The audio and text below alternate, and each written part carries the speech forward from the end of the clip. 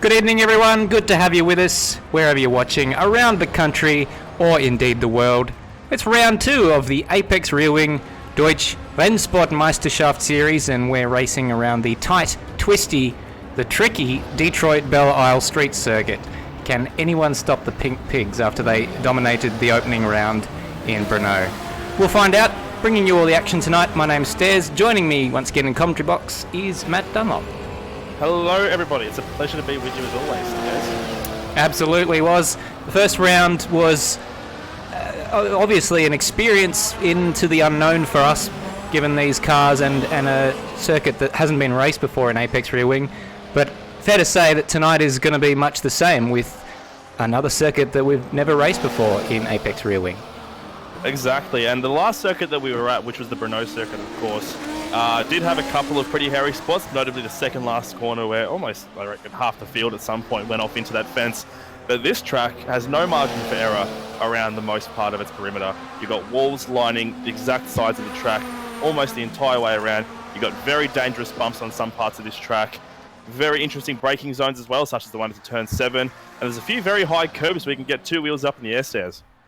Absolutely. We've seen some people off into the crowd areas during the practice session. It's been a bit of a scary moment or two in this practice session. It was turn 14 that was the culprit of many of the retirements for the previous round. I think we've got a whole series of turn 14s here at Belle Isle. We definitely do, but I want to think that Belle Isle is the kind of track that these cars have been built for. It's a very classic style street circuit, even though it was only used since I think the 1980s. It's not a particularly historic circuit, and the DRM cars themselves, of course, ranging from the late 1970s, early 1980s. But it's not your sort of typical stop-start, left-right, 90-degree corner street circuit, is it? Not at all. Many different corners. In fact, I think there may be one 90-degree corner on the entire track. The rest of them are sort of like out of the playbook of another type of racetrack, I'd say. Absolutely. There's a bit of a complex up to the end of the back straight running into turn 3. We've got 3, 4, 5, and 6, which are relatively 90-degree bends, save a few variances in radii and kinks in the straights between those corners. Then it leads onto a big back straight, a challenging back straight, kind of like Adelaide in a way, wouldn't you say? Yeah, I think that's a fair comparison, considering Adelaide has a purpose-built section to it. More on the track later. We'll join the end of qualifying in a moment, but just before we do that, I want to have a quick look at the points after round 1. Berto leading the way, of course, with his victory in Brno from Sam Smith. So the two Pink Pigs, the Black Schuppenrennen Porsche 935 Turbos, leading the way from Goofball Antics in his BMW 320. He sits in third place ahead of Madbird, who gave him a run for his money with that final podium spot. Foley, with a few spins, came home in 5th. He has 11 points. Roadhog, Pablo and Resist round out the points getters from round 1, with Diesemage and Tyrrell getting furthest into the race of the retirements that we had. And it was quite a few retirements, wasn't it, Stairs? Especially with that turn 14. We'd be watching a battle happening, and we'd be very hopeful it would go all the way through to the end. Then all of a sudden, someone would just spear off in that corner and the race would be completely done, wouldn't it? That's exactly right. Back onto the track when we've got Diesemage at the top of the timesheets. So he's got up there in not too long ago. It was Resist at the top of the timesheets about 5 minutes ago. Now Diesemage and Madbird have jumped up ahead of him, and some good pace being shown by Diesemage at the moment. But it was good to see Resist up at the top of the timesheets as well. The Pink Pigs down there in 6th and 7th at the moment. Are they sandbagging? Yeah, absolutely. It just goes to show that this circuit may very well be a power circuit. Despite that, it is a Capri who's sitting in 2nd of Madbird, who's currently rolling either in or out of pit lane at the moment. I think he's coming out of the pits right now. But it's good to see the Porsches are carrying on that speed. It goes to show that power is very important around this Belle Isle circuit. But those Pink Pigs are currently sitting 6th and 7th, with Berto sitting in 6th position with a time of 1 minute 27.6, followed by Sam Smith, who is 2.5 tenths behind him, Stairs. Yeah, so Sam Smith probably eager to get a few points back on his teammate there, but 2 tenths, that's certainly nothing to be ashamed of. We'll see. This race may well be one of attrition, so just keeping it on the track is going to be an issue, and we've seen some of the walls being very, very dangerous. You can get sort of stuck in them, which is a little bit of a track mod issue. We saw Dismas just brushing one of the walls a moment ago, and the less of that we see during the race, I think the better from the standpoint of getting everyone through to the finish. Absolutely, and technical issues aside, it is going to be a track that's a little bit difficult to pass on. There are definitely some defined passing areas, such as that back section in turns 3, 4, 5, and 6 with those 90-degree bends, but a lot of it is very curvy and fast, which is not very conducive to passing cars. So this turn 1, 2 section, we might see a little bit of movement there, but you have to be very brave, especially with that big bump on the run out of turn 2. Absolutely. Just looking to see if we've got anyone on track about to start a lap. Perhaps we can go on board with. We've got Nether, looks like he's coming out of the pits, and perhaps we will have time before the end of this practice session to follow him around a lap of Belle Isle. I've just been watching Brenton follow as I've been cycling through the cars, and as I did that, he managed to hit a curb, go back up on his roof, and rear end the wall upside down, and he's back in the pits for the time being. Hopefully we don't see too much of that during the qualifying session, because if there's any place where you don't want to crash your car like that, obviously the race is important, but qualifying is just as important at a track like this. Absolutely. We mentioned the lack of overtaking opportunities on this racetrack. The corner that Nether's going through right now, turn 3, looks to be probably the most promising opportunity to overtake someone. Fairly long straight after the treacherous turn 2, and that is the longest straight on the racetrack.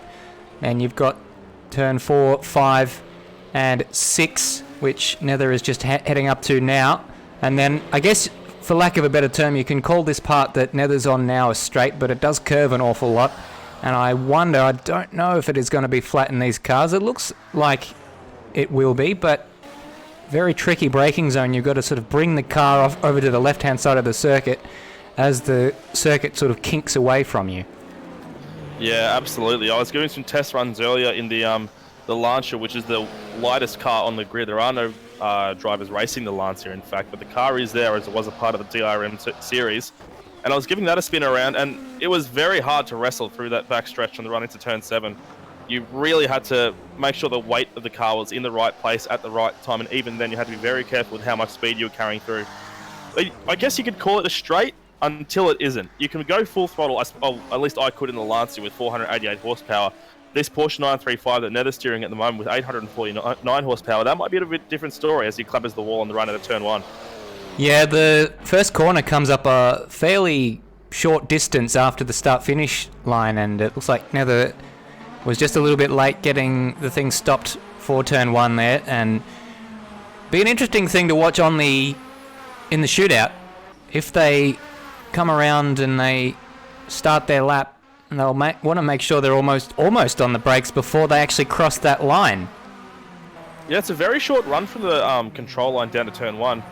And it's a tricky corner to get your head around at first. It looks like it's forgiving, but you sort of it challenges you to find the perfect line as soon as you go through.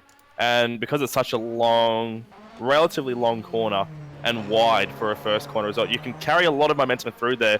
It's just a matter of how much before it's too much for your rear tyres. We saw chaos on the start in the first round in Brno, with Madbird spinning up the rears and going straight into our defending champion Ziras. Tonight we're dealing with a 3-wide start around this circuit, which only increases the likelihood of shenanigans off the start, and with a very short run down to turn 1 as well, it's hard to go past seeing absolute chaos at the start of this race. Speaking of chaos, I'm just watching Ziras at the moment having a bit of a muck around on the infield, driving on the lake in the middle of Belle Isle. So good for him. Good to see that he's channeling Mr. H. Christ there and be able to get those tyres on top of the water there. Not sure how he's managed to do that, but good on him. Power to Ziras. Well done. But yeah, the 3-wide start, that's going to be hell, to put it nicely, I believe, because this track is designed for rolling starts in the IndyCar series, of course, which go 2 wide. And although it is relatively wide for a street track, 3 wide is going to be absolute havoc into that first bend. Yeah, it was interesting that they decided to stay with a 3-wide start and not amend the circuit, or I believe the GT version of the circuit was 2 wide, but the 3-wide one has been selected, if nothing else, but for feces and giggles. but it appears Rhodey is the first man onto the racetrack for the shootout. And that'll get underway very shortly indeed. I'm just checking the start-finish straight at the moment. There doesn't seem to be any physical grid spots painted onto the tarmac. Is that going to cause problems for drivers trying to grid up? Well, it shouldn't, because when you are in game, your starting spot is illuminated with a small red box, which should do the trick. Rhodey doing his best to spool up the turbos in neutral. And really no point doing a practice start at the exit of the pit lane because there's an immediate right-hander straight afterwards, so you can't really practice your start properly. But he's got a bit of work to do, get the tyres up to temperature and all the sorts of things that you need to do on your outlap now. And if there's any track we need to make sure your stuff's up to temperature as he goes a little bit wide at turn 1. Sorry, turn 3 that is. Oh dear. It is definitely this track, with the turn 1 and 2 complex being a real test once you get out and start that lap, especially with that bump on the exit of turn 2. I think it's going to catch a hell of a lot of people out. Keep a lookout for that in qualifying. Hopefully not too many guys will be ruining their laps there, and hopefully we get to see a lot more qualifying action, but yeah, it could be interesting. Absolutely. Could be interesting indeed. Well, Rhodey, I wonder, he didn't have a particularly good opening round. I think he'd be the first to admit. I think I only made it about 7 or 8 laps into the race. Had a few spins. I think he just wants to keep it clean tonight, and it's a car that he's said basically that it demands his full attention. Well, they certainly grab our full attention as they're driving past, and I don't think there would be anyone in this grid who says that these cars aren't a bit of a challenge, to say the least. Absolutely, they really like to get the back end out, these cars do. And the turbo lag especially helps with that, and a lot of these long, fast corners are going to cause a little bit of havoc. This complex he's going through right now, turns 12, 13, and 14, I think is one of the narrowest parts on the track, and it's really a part of the track that you don't want to be narrow, as he clips the wall on the outside, and that's really ruined his run-up speed as he goes through the flat-out turn 14 kink to start his lap, but he's scrubbed off quite a lot of speed there. Let's see how he's able to fare as he goes through turn 1. Bit of a wide exit onto turn 2, so you're going to take it slowly to make sure he can hug that apex and not spin out on the bump as he powers down to turn 3. Yeah, thankfully for him it was a fairly short run to the line out of the final corner, so it wouldn't have cost him as much as it might have on any other circuits. I think Bang would do well to just hang back a little bit on his outlap. I don't know if he's seen much of Rhodey, but if he was watching the outlap, he would be aware that Rhodey is having a few issues around this circuit. Yeah, Bang is right there, isn't he? So Rhodey will be doing his best to try and get as much power out of this as he can. He's running the same car as Bang at the moment. I do believe they're both in Capris. Correct. So he won't be able to pull apart too much of a lead here. Well, I suppose Bang will be keeping it nice and steady as he tries to warm up his tyres and his brakes, which is all important here with some heavy braking zones, especially into turn 3. Yeah, and there was a tricky turn 7 we just saw Ben going through, and it's very, very difficult to get the car across to the left-hand side of the circuit. As I was mentioning before, he was sort of in the middle, so he didn't really maximise his drive through onto turn 8. Oh, and he spun it. What happened there? I just looked away, and this is compromising Bang's outlap now because he's had to stop, and all of his tyre temperature will be disappearing right now. Absolutely. I think Rhodey was a little bit too cautious going into turn 11 there. Got the car rotated a lot more than it needed to, oversteered onto the infield, and from then it was just curtains. So he's got it back on track now. He doesn't have too much damage. He'll be looking to post a lap, which might get him 1 or 2 grid spots if some other competitors hopefully don't make mistakes, but around a circuit like this, it's more than possible. Oh, he's got the back end right out, almost crosses the finish line sideways. He crosses it, scraping the wall, and that's a lap time of 1 minute 42.589. And he has exited out of the game to the pits, I believe, so he won't be in the way for Bang. So Bang fairly aggressive through the first corners, wants to get some tyre temperature back into his car after the issue on the outlap, having to stop for Ben's spun Ford Capri, Ben Rhodes that is. So Bang, his first race in this championship, wasn't able to make it for Brno in round 1. Pablo's teammate, and the car that complements Pablo's car in terms of the Mad Max livery that they both are running, and great job to Main Force Racing. Ford Capris look absolutely stunning. Bang is up by a quarter of a second on the time set by Ben Rhodes as he gets the car all out of shape coming down into turn 7. Somehow manages to get it around. He would have lost a bit of time there, but he should still be able to catch up on Ben Rhodes, even though he's 6/10 down. If he can manage to hold on to this slide, it's a very entertaining lap.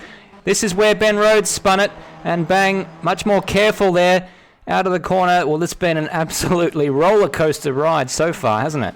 The problem is an entertaining lap is almost never a fast lap. You can get the back end out as much as you want. It's never going to be quick as he mounts the curb out of turn 13.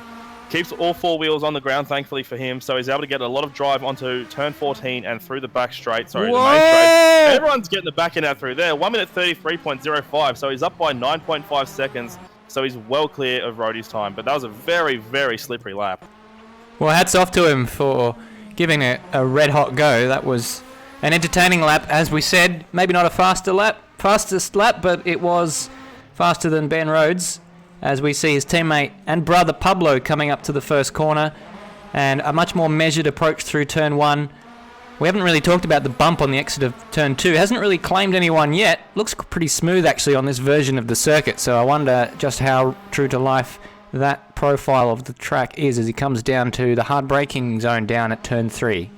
Looks like the hour of practice we had before the qualifying session allowed everyone to get very comfortable with that bump.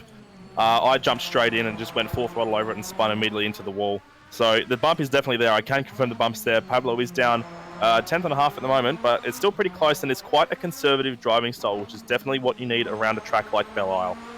Yeah, I think the time was lost in Bang's lap through sectors 2 and 3, so if Pablo can keep those 2 sectors clean, then he's in a good position to overtake his teammate into provisional pole. Gets the car stopped at turn 7 quite nicely and on the racing line, so he's found a bit of time through there. He's up by a 10th and a half, so that's a 3/10 turnaround from where he was at the first sector split. And that's purely down to the mistake that Bang made through that turn 7 complex there. It used to be a hell of a lot faster, that corner. I'm just looking at a slightly older map for reference here, a track map, because I can't find one with the updated corners on it, not on Wikipedia at the very least. And that used to be a straight sweeper a la turn 1 or turn 2, and that could have been very dangerous. Final corner coming up for Pablo. It's been a pretty good lap so far, and he's going to set a time of a 1:31.6, so he finds a second and a half there, a second alone in the final sector to go to the top of the timesheets.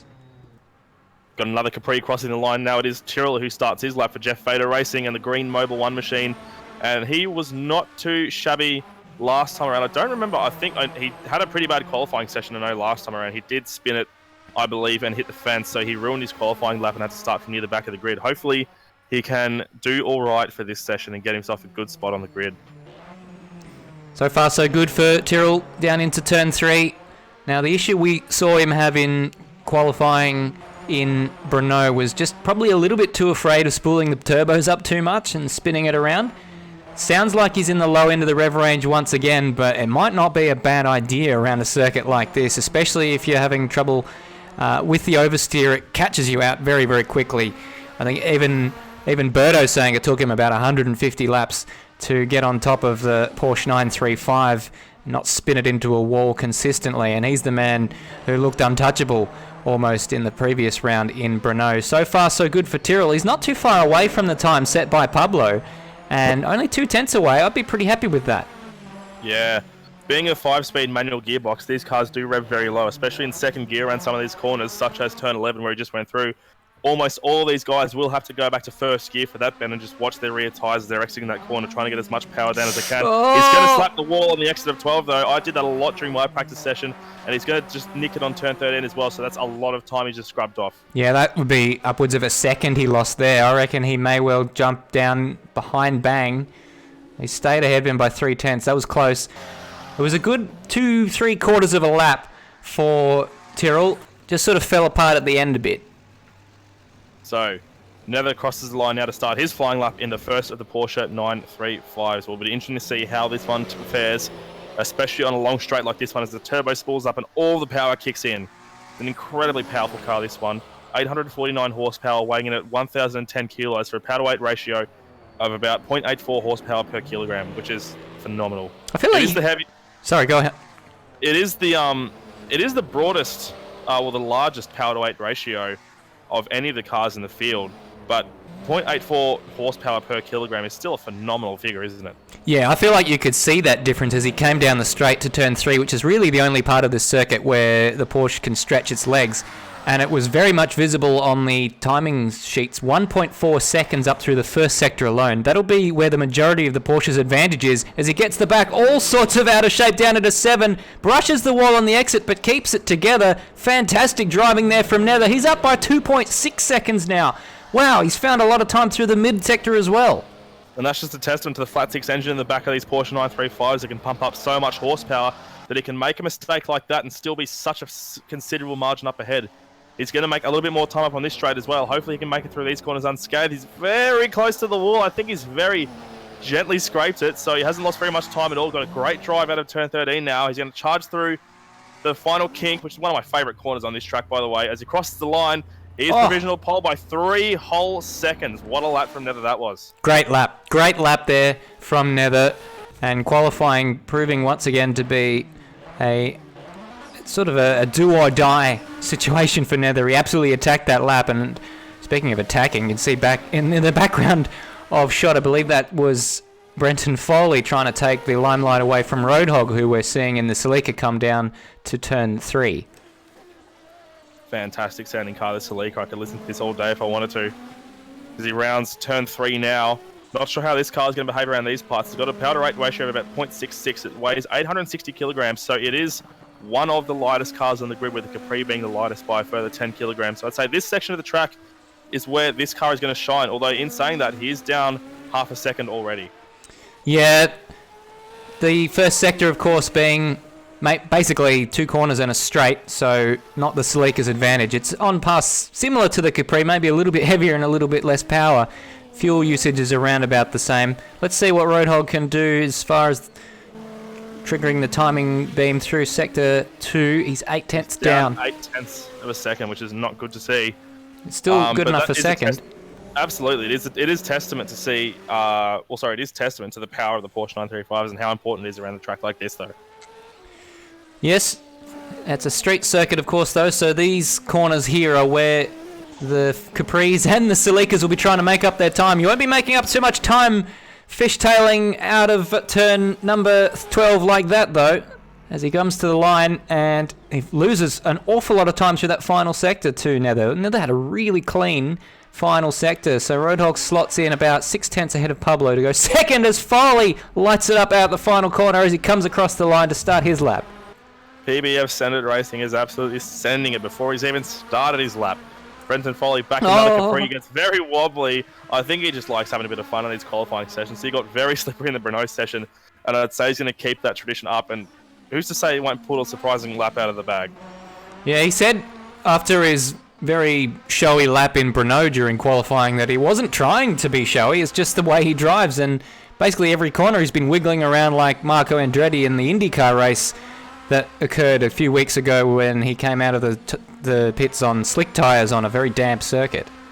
Absolutely, and it's always thrilling to watch Brenton Foley. He had some great battles last season with Ziras in the Caterhams in 8RW Season 7. And with these cars being even more slippery, this corner is going to be real test. No, he takes the one very cleanly. He tips it in a little bit, gets the back end way out on the exit, but the entry was very clean and tidy.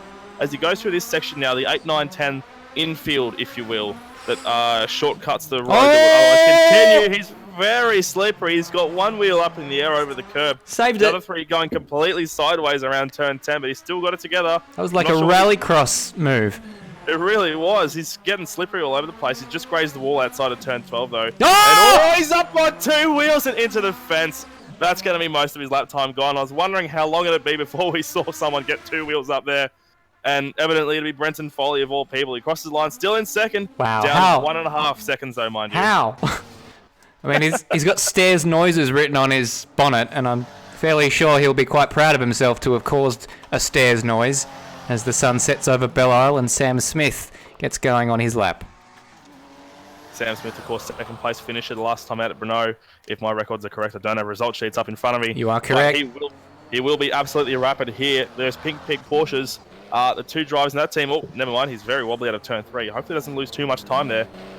He looks to be pretty smooth at the moment, but he was a very drifty driver. He's only down 900ths of a second, so he's on par with Nethers at the moment, and he could very well power over that lap time as he goes onto the back straight on the run down into turn 7. Yeah, just through 6, he had to wait an awfully long time to get onto the throttle. He lines the car up nicely for 7. This is where Nether had a bit of a moment. Managed to get it stopped, though, as Sam Smith does, and he just brushes the wall on the exit. I think Nether did exactly the same. He's now up by 0.6 of a second, but he's sliding. It's a helpless feeling all the way out to the wall there at turn 8, arresting all of his speed. How much will that have cost him? Just carried a little bit too much momentum through that corner and understeered all the way off into the fence. Hasn't cost him a huge amount, though. He's still pointing in the right direction. He's still powering down towards turn 12. This is where Foley lost it.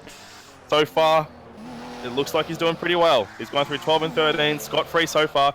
So all he has to do now is power through that final flat-out turn 14. He crosses the line now, grazing the wall, and his lap time is 9.4 tenths of a second up. So he is ahead by almost a second over Nether. So fantastic lap there from Sam Smith. It is now Ziras out in one of the BMW 320s, which is, of course, the least powerful and one of the lightest cars on the grid, but also one of the most fuel-economic cars. Yeah, they reckon... Well, they one-stopped the one and only 320 that made it to the end in Brno. One-stopped, and that was Goofball Antics. Helped maybe by a safety car, we don't know.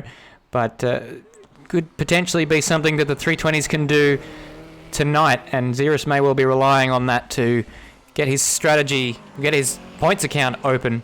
It's been a pretty measured approach so far, up by 0.3. So overcoming the Porsche 935's power advantage on the most power-hungry part of the circuit, Sector 1. This is looking very good indeed for Ziras. Headlights ablaze. He's got the lights ablaze. He knows he's quick with almost 0.3 up in such a weakly powered car. 549 horsepower compared to the 849 of the Porsche 935. He's locked up and he's understeered into the fence through turn 7. He's going to scrub off a bit of time, and now he's just under half a second down, but still very, very fast. This still puts him on provisional second for the time being, which is incredible for the BMW 320. Lights out. He's turned the headlights out, and that was after that mistake where he was trying his best to muscle back some time through the corners, which is really his only opportunity in this BMW 320. He's overdriving it a bit now. He's glancing every wall. He's scrubbing off speed here and there. It was a fantastic first sector for Ziras. It's all fallen away from him towards the end. He's still ahead of Nether, though, a tenth or so, and jumps into second place provisionally with the second of the BMW 320s. Goofball Antics brushing the wall on his out lap to start his lap very shortly indeed. Well, Ziras got a little bit shaky at the end of that lap after making that error. And if Goofball has made an error before he's even started his lap, hopefully it's not going to have the same affliction towards him. He will go through turn 2 now, and he's in the same car as Ziras, the BMW 320. So let's see how he does, because this will be a direct comparison we'll be able to see between these two drivers. Of course, with Goofball Antics being somewhat a qualifying specialist, says. Yeah, a couple of pole positions in the Caterham series. Very, very different kettle of fish to these DRMs. But he's fresh off a very good result with a podium finish in the opening round in Brno, and he's only half a tenth away from the time set by Sam Smith. Very narrow at the top so far, so it's great to see these BMW 320s are able to get mixed up. I'd say they'd be a real threat for the race, which will come very shortly after this qualifying shootout is finished. But Goofball Antics is looking absolutely racy. He goes through onto the run into turn 7, looks very neat and tidy, clips the apex, doesn't clip the wall on the outside. Clean. He's going to gain a lot of time, and he's only down 0.2 now. Yeah, I think he lost most of that time coming out of turn 6. He didn't trouble the apex, and that may well have cost him all the way down the straight, but he was very, very clean through the next sequence of corners and continues to be so into the final sector. Yeah, he's getting as close to the walls as he possibly can, but hopefully not too close for these next two corners, 12 and 13, of course. Where a few of the guys have been coming up unstuck. It's looking very clean. Almost too clean. No! Never mind that. He's up on two wheels and into the fence. He was too slow through 12, and I think he got a little bit too racy. Clipped the apex through 13. As he crosses the line now, he will post a time of 1 minute 28.61, which is 0.958 below Sam Smith, which would put Goofball in 4th position provisionally, as we now see Resist in the BMW M1 Pro car, which was leading the timesheets in practice very briefly, going out for his flying lap. Only about 1.5 hundredths behind Nether Goofball ended up, and just goes to show how much time I reckon he would have lost more than a second in that mistake. He was on track for pole position with that lap. Such a shame that he just took a little bit too much curb on the inside, put the thing up on two wheels, and he had to wait an eternity to get back on the throttle. For a lot of these cars, it seems like this Belle Isle circuit is a bit of an equalizer track. They're all seeming to be able to perform very close to each other, with the exception of the Capris so far. They haven't been performing too well, unfortunately, although that is down to a couple of mistakes, but they are a bit down in power. The Bmw M1, meanwhile, 791 horsepower. It is the heaviest car in the grid, but it is also one of the most powerful, which would definitely play into the hands of Resist, who is running the only pro car at the moment. But in saying that, he's down 8/10 so far, so not a great lap so far for Resist. Yeah, on a par power-wise with the 935, but it's incredibly heavy and very, very fuel inefficient as a result. We said the Capris haven't been performing too well. We've still got Madbird to come, who was third in practice, so he's still one who can redeem the Ford Capris a little bit as Resist goes onto that curb. Not quite as much as Goofball Antics did on the lap previous. As Resist comes to the line, what is it good enough for? Third place, just ahead of Nether. Very, very close, third, fourth, and fifth. Still a second down. And you have to be very careful not to get wheels up at all on that curb, even just a little bit, because if you have two wheels up, that's half the drive you're getting onto the pavement to get out of that corner, and you lose a lot of speed. And that's even if you don't get speed into the fence for lack of grip trying to turn through that corner. It is Badbird now, who goes through turn 2, runs onto the turn 3 straight towards that 9-degree right-hand bend. And this is, I think, one of the last of the Capris, and certainly the quickest so far that we've seen in practice, Stairs. It certainly was the fastest Capri in practice, and the third last car to qualify. Oh, what's going on there? He's jumped over the wall. A bit of a glitch up in the air. He was up by a tenth of a second, and that's all. That's going to have cost him at least half a second, I should think. A bit distracting, if nothing else. Hopefully no damage. He's going to press on regardless, but that would certainly distract me if I was trying to post a flying lap. Nevertheless, Madbird, I'd say he's a little bit shaky as well. Hopefully he can hold it together. He looks very neat and tidy on the run into turn 7. He clips the apex maybe a little bit too early, and I think he's gone. He's understeered into the fence. He's now down 1.4 seconds, so that's definitely cost him dearly. Well, we saw a lot of mistakes in the final sector. So that's, of course, on Sam Smith. So Goofball Antics may well be in reach, potentially, if Madbird has a clean final sector, because a lot of our last runners haven't had a clean final sector. It's that curb there. Madbird got a bit of it. I wonder if that cost him any time. He's going to have needs the perfect final corner to somehow manage to finish not 6th, but let's see what it is. It's 6th. Clawed a bit of down. He clawed a little bit of time back in that final sector. He did. Always promising to see. So keep an eye for Madbird, trying to make some passes in that later stage of the lap, if we can find any passing opportunities. But it is Berto now who crosses the line to start his flying lap. Of course, race winner last time out in Brno, incredibly quick by a massive margin over his teammate Sam Smith. And let's see how he's able to steer this Porsche 935 around the Belle Isle circuit. He struggled understeered through turn 2. The thing just did not want to turn, but the 935T will certainly have the grunt to power his way out of that little scenario. We're going to get a sector split for the first sector very shortly indeed. And it's 3/10 down on Sam Smith, who still has the fastest sector in this qualifying session. What can Berto do about his teammate, the championship leader Berto? He had all 4 wheels over the curb at turn 3, so he's got to be careful not to do that too much. Otherwise, he will cop warnings for cutting the track. Indeed, if he does it during this qualifying session, his lap will not count, and he'll have to start from the back of the grid. He's missed the apex by a fair margin running through turn 7, but he's kept it off the wall. He is only down a little bit less than a tenth, so it's looking very close at the top between him and Sam Smith. Given the mistake that Sam Smith made in the final sector of his flying lap, if Berto can keep it neat and tidy, he'll be sitting on provisional pole for sure.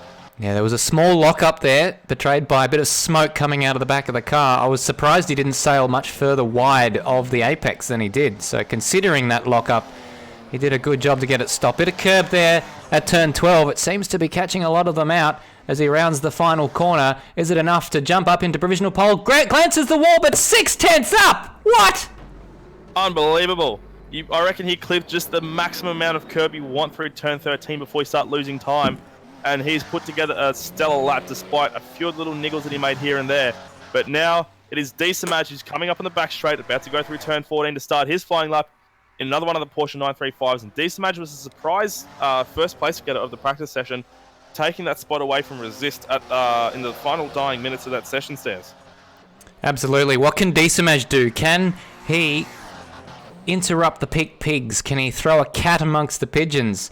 Is it going to be a Porsche front row lockout? Normally we would already say that it is, given that most of the racetracks start with a 1-2, but we've got a 1-2-3 given the 3 wide start to this racetrack, but Diesamage is up by 0.7 of a second. That's unbelievable. No matter where he finishes, it will be a Porsche 1-2 at the moment with Berto and Sam Smith in first and second. So wherever he finishes, it'll be a 1-2. But it's just a matter of whether he can either split those 2 Porsches at the front or even finish ahead of them, which he's looking pretty likely to do. Run down at turn 7. He looks to have braked a little bit late. No, way too much speed. What a shame. I don't know what happened there. It's like, well, he's 0.8 down now. Obviously, after that mistake, he's thrown it all away. Can he still stay ahead of Ziras? It still seems a possibility, which is remarkable given how hard he hit the wall there. I could see as he was coming in there, if he makes this corner, then he's going to be a very, very fast lap time, but he certainly didn't. And way too much speed carried into the corner there. Yeah, way too hot. You could say that. You could tell that from any angle you were looking at it from. He's got through those final 2 corners pretty cleanly. He's flat out through turn 14, stays off the fence, sets a lap time is third. Down 0.7 of a second, so not too bad considering, but Diesamage will be starting this race from third position, just behind Sam Smith in second, but it is Berto who takes pole position. And a Porsche 935 Turbo lockout, front row, 1, 2, and 3. Followed immediately by Ziras in a BMW 320. Who would have called that? Unbelievable. Well, Ziras is in a pretty good position to open his account, and the strategy will be something that no doubt we talk about a lot during the race. Will the safety car come into play? You'd have to think that it probably will, given the difficulty of this circuit. But what will that do to the strategy? And if there's anyone who can steer a BMW 320 to a race victory against cars like the Porsche 935s, it's got to be Ziras. Of course, he absolutely dominated last season in the evenly matched Caterhams. Challenged a few times by Brenton Foley, who's starting a little bit down the order this time around. But definitely keep your eyes on Ziras. We did say that last time around, and he did have that unfortunate accident which put him out of the race. But he knows how to keep a car together. He knows how to finish a race. He knows how to finish it well. So Ziras could be an unlikely threat in this 55-minute plus 1 lap race that we have coming up. Absolutely. Well, that is qualifying done and dusted. We now have a 10-minute warm-up session underway. We're going to go for a quick break, and on the other side of that break, we will bring you all of the action from round 2 of the Apex Rear Wing DRM series from Belle Isle, Detroit.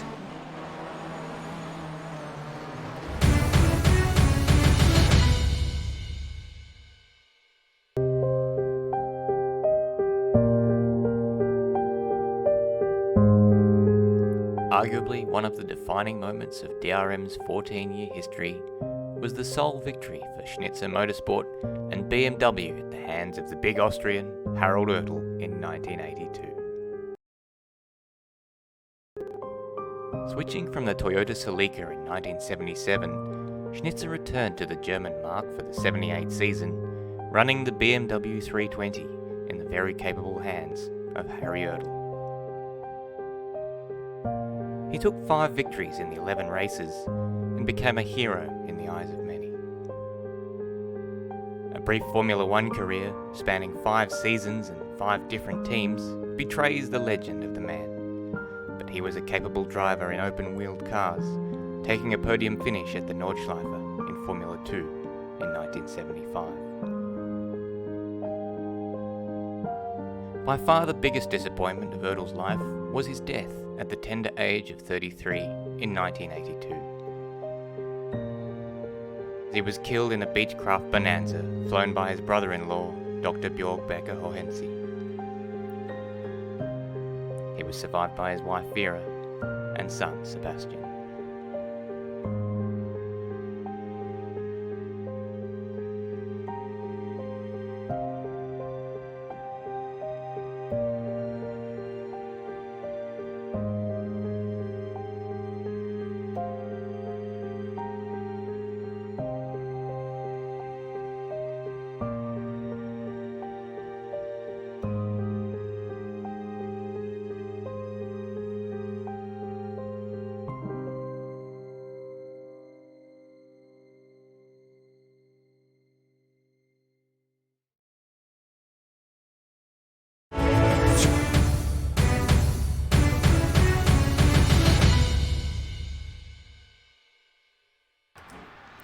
Welcome back to Belle Isle. What you're watching is not the start, thank goodness. It is the warm-up.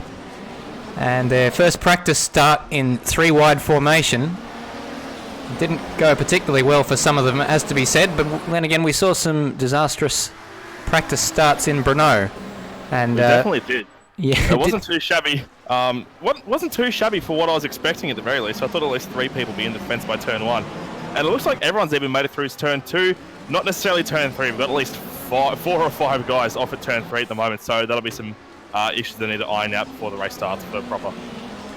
Well, turn 3 may well be our turn 14, was it, at Brno?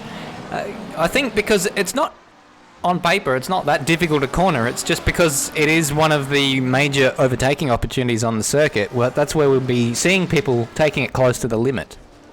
Ideally, it should be the driver's favourite corner because it's nice and straightforward. It's a straight leading into a 90-degree right-hand bend onto another straight. But the reality is, the braking points can be a little bit vague. There's not a huge amount of landmarks out there. There are braking boards, of course, that start from about 400 metres out and a nice rubbered black line on the run into the corner. But there's very little runoff straight ahead, and in terms of runoff going around the corner, there's almost none. There's a wall right on the exit of the corner once you get past that runoff street. So you have to be very careful to make sure you stay on the track if you're trying to make a pass there. Just saw a replay of Madbird looking like he was intentionally driving into resist. I'm not sure what that was about. Maybe a bit aggrieved about something on the practice start a moment ago. Yeah, Resist is currently rolling around at the moment with 3 wheels on his wagon. By the looks, is very slow. He almost got rear-ended there, so he's gone back to the pits, made the wise decision there. Minus the entirety of his front bodywork. So I'm not sure what's happened between those two. We've got a few guys coming through pits now to bypass the start procedure. When I say start procedure, I mean the practice start procedure, of course. Those guys looking to just stay back out on track and make a little bit more time, although a few of them are pulling to the pit garage to maybe make some repairs before they continue on this practice session. We've only got about 6 or 7 guys, 7 or 8 guys rather, who are lining up on the grid at the moment. So it's going to be a bit of an easier start, considering that we don't have 14 cars in the field, but they've already got Havoc. There's already someone hitting the wall before they've even made some real progress going forwards. Once the torque kicks in with the turbo, it's very, very hard to control. As we saw in Brno with, well, Bretton Foley bogged it down, didn't get anywhere, and Madbird was immediately behind him and didn't have a bad start, but had to very quickly take avoiding action so as not to run into the back of Brenton Foley, and that was what spun the rears up and caused the collision with Ziras. Ziras said that had he finished the race, he would have lodged a protest against Madbird, so it's probably Madbird was actually probably quite relieved that Ziras didn't finish the race in a strange way. Yeah, it was a very interesting move, that one. And I was a little bit worried for a few laps after that whether or not Madbird would be receiving a time penalty as a result. But of course, Ziras unfortunately did not finish. I'm just keeping an eye on Brenton Foley as he's making his way around the track. He's gone straight off the runoff area at the end of turn 7 there. I think it's getting a little bit too wild as we've got someone there sitting in the fence. I think it's either Pablo or Bang. Pablo.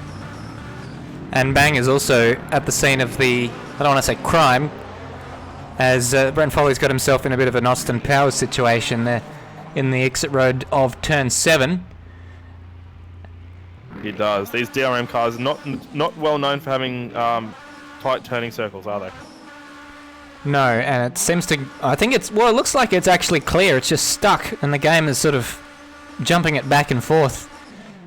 It's stuck in the wall. It's actually, it reminds me actually, if anyone was watching the 24 hours of the Nürburgring on the weekend, where one of the BMWs drove straight into the pit wall because he couldn't see where he was going as his bonnet was up, and got himself actually stuck in the wall and couldn't reverse out of it.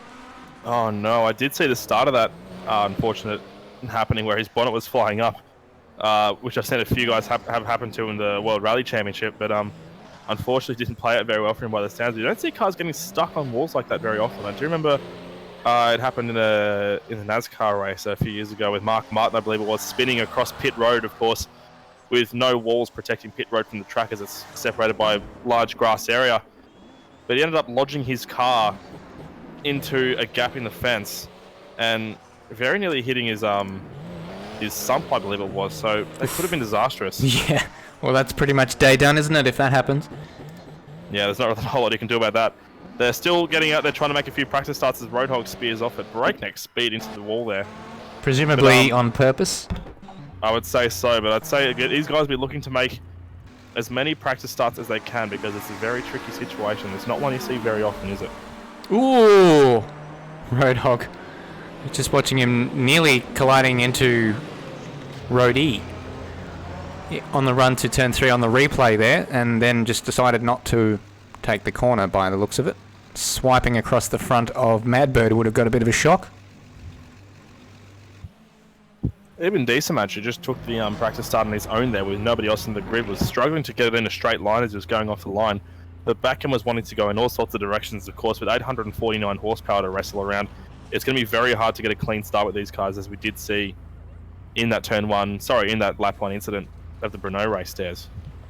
This warm-up session isn't inspiring an awful lot of confidence in me for the race itself. No, hopefully, what I've noticed is that with as much doom and gloom as you do see in these warm-up sessions, it does normally turn out to be relatively okay for the race start. So hopefully they all get everything under control. I think they're just trying to get some last-minute jitteriness out of their systems by just thrashing the cars around this track as hard as they're comfortable doing. Yeah, I think that's a fair assessment of what's happening here. There's a bit of nerves. They got 55 minutes plus a lap of utmost concentration, and this is the last minute and a minute and a quarter basically to get out any silliness before silence effectively falls over their TeamSpeak or their Discord channel, and then they will be into a very, very serious, quiet realm of concentration. It'll be wise for these guys to keep their noses out of trouble for as long as they possibly can, especially on that first lap, because you can't win a race on the first lap, as you do here many times, but you can very easily lose one, can't you? Absolutely, and I think that can be said for this race more than most others. We've got a lot of open circuits coming up where it won't be an issue at all. But for this circuit, honestly, if we have the number of safety cars that we're expecting, probably multiple ones, then you know, try and keep your car out of the wall so that you don't need to repair any damage on your pit stop, and just make sure that your car is in good shape for the end, because it may well come down to a 10-lap sprint or 10-minute sprint at the end of the race. That could be what decides it. Especially with the safety cars, like you said, as long as you can keep your car on the straight and narrow and, you know, out of the fence and whatever, as long as you stay on the lead lap, you can very potentially take a safety car towards the later stages of the race and use it to your advantage to get some positions that you may not necessarily have been able to find on track. Well, a sudden silence falls over the Belle Isle Detroit circuit as the warm-up session timer has hit 0, and we are about to go racing in a very small amount of time. 14 cars, one of our biggest fields that we've seen in Apex Rear Wings, which is absolutely fantastic. And boy, oh boy, it's going to be one hell of a race.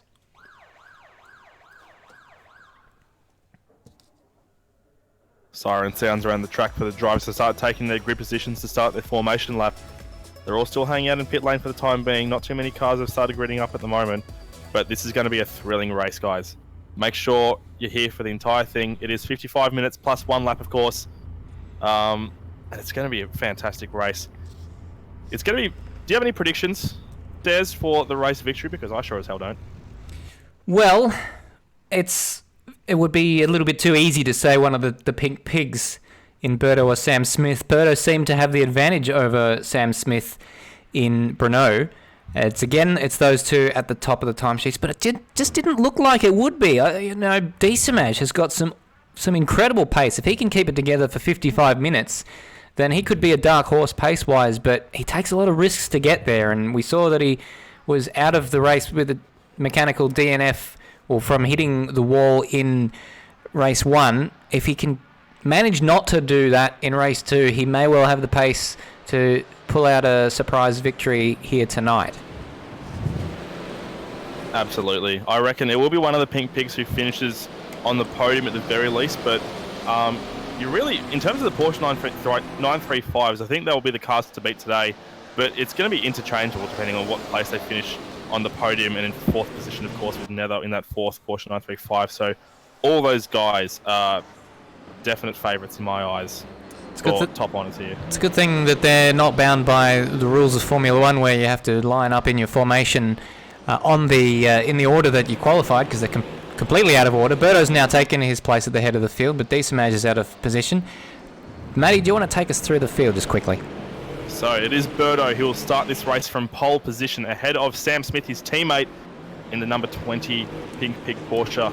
Diesemaj starts from third position in the Mr. Sparkle Racing Porsche 935 ahead of Ziras in the Z&B Racing BMW 320, which is an incredible result for a car such as that around a track such as this.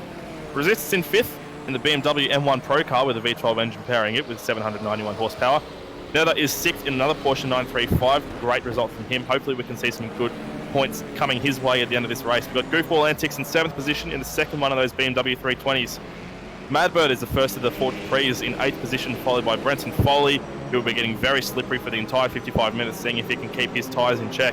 Roadhog and Toyota Celica will be starting from 10th position ahead of Pablo in 11th in another one of the Capris. Tyrrell, 12th. Bang, Pablo's teammate, will be starting from lucky 13th, depending on how superstitious you are, and Rody will be bringing up the rear of the field in the Blair Witch Rennsport Ford Capri after finishing 15 seconds off the lead in qualifying. So a track like this, I'd say Rody will be relegated to the unfortunate title of lap traffic relatively early on in this race, but with such a wide track here, I would not think that there will be too much trouble for guys trying to get around lap traffic as they all come around and try and make sense of the three wide grid formation as they all round turn 14 now and start moving themselves back onto the grid. One advantage of the three wide start is that they will actually be able to see the lights, given how short the run is from the final corner to the straight, so it certainly packs the grid up into a smaller distance on the racetrack. Absolutely, and I'll be hoping that there's not some havoc happening at the start of the grid here. It's a good view that we get from this camera angle, looking down this main straight. It was a little bit better than the camera we had at Brno. Yeah. They're all looking pretty close to gridded up now, so the lights will be coming on any second now, Stairs. That's going to get us going in very short order. You can hear them now, ship in the background, but a race in the foreground, and the race is go! And a little bit of movement in the background from some of the Capris, but it's been fairly clean already. And Diesemaj gets the whole shot through into the lead ahead of both the Pigs from third on the grid. Great start too from Nether, I think, making up spots up into fifth place. Ziras, the big loser, all the way down into eighth place. Lost 4 spots to the first corner. Terrible start for Ziras and for Berto as well. Berto boxed it down big time and Nether went for a big lunge there. Oh no! Berto now in third and there's a spin for Resist. How unfortunate. There's a yellow flag and we got another car. That's Rody in the wall there at turn 3. So it is Resist and Rody who are now 13th and 14th on the track. They're not too damaged at the moment. They will be able to rejoin this race, but they are right out of contention. There is a safety car already. That gives us an opportunity now to catch a replay of what happened there. Let's see. I think Rody was just going off in sympathy. No, he did get a bit of a touch there from one of the Interceptor cars. Was it the Interceptor or the Pursuit car? Which I think is Bang. So not Rody's fault, to be fair. Bit of movement in the braking zone. But the incident I want to see another replay of is the Resist one. I think he got a tap from Nether. And that was a bit unfortunate. Nether was going for the overtake on Berto. Looked like he was out braking himself. Certainly wasn't Nether's fault. Resist actually dove for the inside and just lit up the rears. Yeah, Nether has been driving pretty aggressively for this first lap though, so although he definitely wasn't at fault for that first lap incident, he'll be wanting to keep his nose clear because otherwise he may be liable for some penalties if he does punt some unsuspecting cars off into the fence. He probably won't do that. He's been a very clean driver from what I remember. But he has been pretty aggressive, especially on that first flying lap. Of course, now the field will be neutralised behind the safety car, which now leads them down towards turn number 3, with Diesemaj still leading. Now, a lot happened in that first opening sector of the race, but did you see how Brenton Foley made it up to 4th place? No, I didn't see that at all. How did that happen? He's made 5 spots on the opening sector. Of all the times Brenton Foley has kept his 4 wheels pointing in the same straight line to get some positions up, it was the first lap, and it seems to have paid dividends because he's now up to 4th position, like you said. right on the back of the pink big Porsche of Berto, who was, of course, the race winner last time out, and he had a horrendous start. I'm not sure what happened there. He didn't make contact with anyone at all. I think he just didn't launch properly, and he lost those 2 spots straight away. Unbelievable. Well, it's been a very hectic opening stanza to the... Well, I don't want to say stanza. We haven't even got past the forward yet of this race. But we've got Decimage leading, the 2 Pink Pigs in second and third, with Sam Smith jumping ahead of Berto. So the top 3 are in reverse order from what they qualified. Burton, of course, we just covered Brenton Foley up 5 spots from where he started. Nether's made 1 spot up. Madbird's made 2 spots, so good news for the Ford Capri fans. Ziras had a shocker, dropped 3 spots off the start, but he had recovered 1. He was down as low as 8th at one stage. Goofball Antics seemingly fairly neutral, having only lost 1 spot. Tyrrell's made 3 spots up off the start, so more good news for the Ford Capri fans there. Roadhog's where he started. Pablo's where he started. Resist down 7 spots after that spin getting into the side of Nether. And Roadhog up 1 spot. So bang the DNFer, it appears. I believe that was the car that went into the side of Rhodes. So very unfortunate start to the season for Bang. Absolutely. Yeah, not even made it to the end of the first sector. We already had some very, very wild moments there as Bang's teammate Pablo comes into the pit now. So does he have damage to fix? Is he trying something different for strategy? Actually, it might be a good idea to make a pit stop now. We know that the Ford Capris are not that far away from no stopping in this race, so this could serve as his one and only pit stop in the race if he can get to the end from here. He didn't seem to have any damage, but if this is his only pit stop, this could be a masterstroke strategy move. Yeah, from Pablo. We could see him charging up in later stages of the race, as all the other guys will be forced to make stops, of course. Well, we'll put a bookmark in that one. Pablo stopped on lap 3, and I wonder if that'll start to set the trend for some of the other guys. We know the 320s can potentially make it to the end without stopping. The Ford Capris, well, can they make it to the end without stopping? Potentially, they might be able to make it to the end without stopping at all, even with this one safety car period. We'll wait and see. It's all to play itself out. Absolutely, and at the very least, there'll be some definitely strategy in play in regards to the weight of these cars once the fuel tanks are properly drained, and how they'll be able to benefit from that. But of course, it is all up in the air at the moment, especially with this safety car, and what I'm sure will be a handful more safety cars to follow. Pablo's been released from the pit lane. The graphic on your screen new for this race. Coming from our live timing, which is from Live Races, arwleague.liveraces.com, and you can see the car just coming through the second sector split right now on your screen is Pablo catching up to the back of the field. Now they've just entered the final sector now. 3 corners between the safety car and the end of the race, and it remains to be seen whether the safety car will come in this lap or go around for one more. The lights are still on and the safety car is still right in front of decent mode, so I'd say there'll be one more lap in it for this safety car run. Nope, the lights are off and he started off at the last minute, so I'll eat my words straight away. Strap yourselves back in.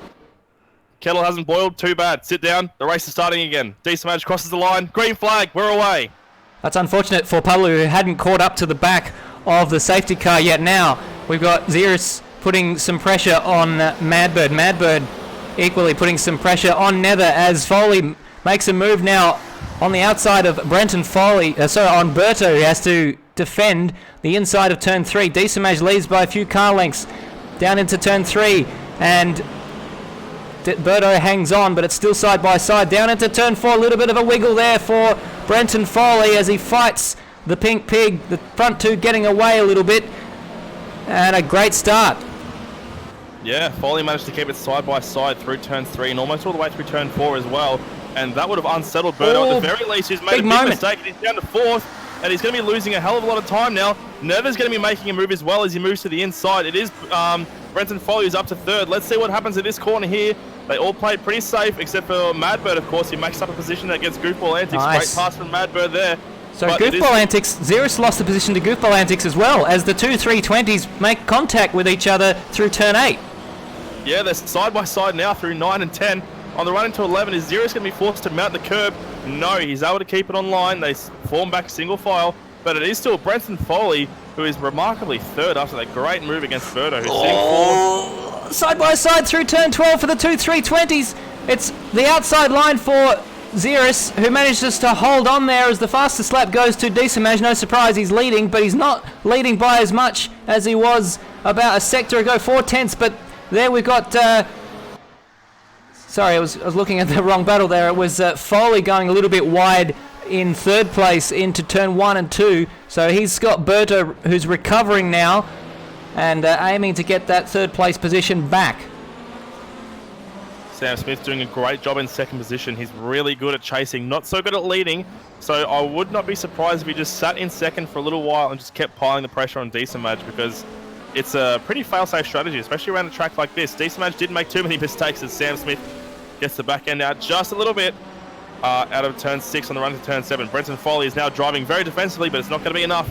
It looks like Berto is going to get his place back around the outside on that back straight. Onto the brakes. Can he pull it up in time for turn 7? No, he's going to hit the wall. He's slapped the wall, and Brenton Foley is back through into third. Berto is now fourth, and I would hazard to guess to say he's got some damage on the right-left panel, or the right-left quarter of that car, possibly some suspension damage. We'll have to wait and see, because that was a pretty hard knock. Yeah, just catching a replay now of him coming into turn 7 there, just carrying too much speed. That was a hefty hit. So he's either going to have to repair that in the pits or live with the damage to the end of the race. So everything not going to plan for our championship leader, as his teammate Sam Smith sets the fastest lap of the race on the back of Decimage, and he grazes the wall now outside of turn 2. Much tighter line there for Decimage. While that was going on, we had a battle again between the two BMW 320s, which gave Madbird a bit of breathing space. Ziras went deep at turn 3. Goofball Antics got up the inside, and they went side by side through the next corner, but Ziras lost out in that battle, and it's Goofball Antics currently leading the BMW 320 battle down there in 6th and 7th. Yeah, Ziras got a pretty poor run into turn 2, and I think it was a Goofball was able to capitalise up the straight into turn 3, because he was able to pass around the outside on the run down to that corner. He is still bumper to bumper between those two guys, so Ziras could make a pounce at any moment now. But Goofball is currently sitting in 6th position, the leader of that battle so far, and Brenton Foley back in 3rd position now has a big slide. He's facing an enormous amount of pressure. He's gone in very hot, but he's managed to keep it off the fence, but his tyres won't be liking very much right now. And another graze of the wall for Berto. Very, very tight there. He's under pressure from the Ford Capri, the Artec Cancol car of Madbird. I was about to mention him. He was catching these guys up. Look at the train behind. BMW 320s, followed by the M1. These guys had already spread out quite a fair margin there. Huge hit with the wall for Goofball Antics. That's going to damage the car for sure. He'll have steering damage. I don't know why Ziras is so far back. Has he made an error in the last few moments? I'd say so, but that error is not going to cost him too much, although he's being hounded by Resist right now. Big time, with that car obviously having a lot more power than the BMW 320. But yes, we did see a big mistake from Goofball Antics there, of course, and he's still somehow in 6th position. If he's got damage, it's going to be hard for him to hold on for the rest of this race. Of course, with a little over 43 minutes and 1 lap to go. But Madbird was very surprised by the sudden lack of pace from Berto after he touched the wall. Actually rear-ended him the very slightest amount there, so Madbird is all over the back of Berto still for 4th position. Brenton Foley is the beneficiary of this, able to pull away a gap of about 1.3 seconds in 3rd position. But at the front, it is still Decimage who leads with a gap of now 3 seconds over Sam Smith. So Decimage is doing quite well in 1st position at the moment. Looking pretty good at the moment for the Ford Capri guys, because if that safety car means they don't need to make a pit stop now, as Goofball Antics tries to drive around the outside of Madbird. Now, who was that in the wall? Foley's off. Foley in the wall.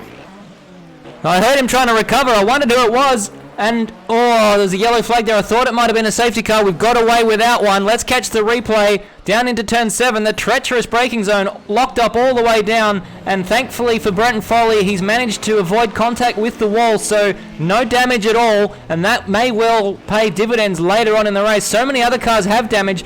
So far, so good for Brenton Foley. Even though he's lost a lot of time, his car is still in one piece.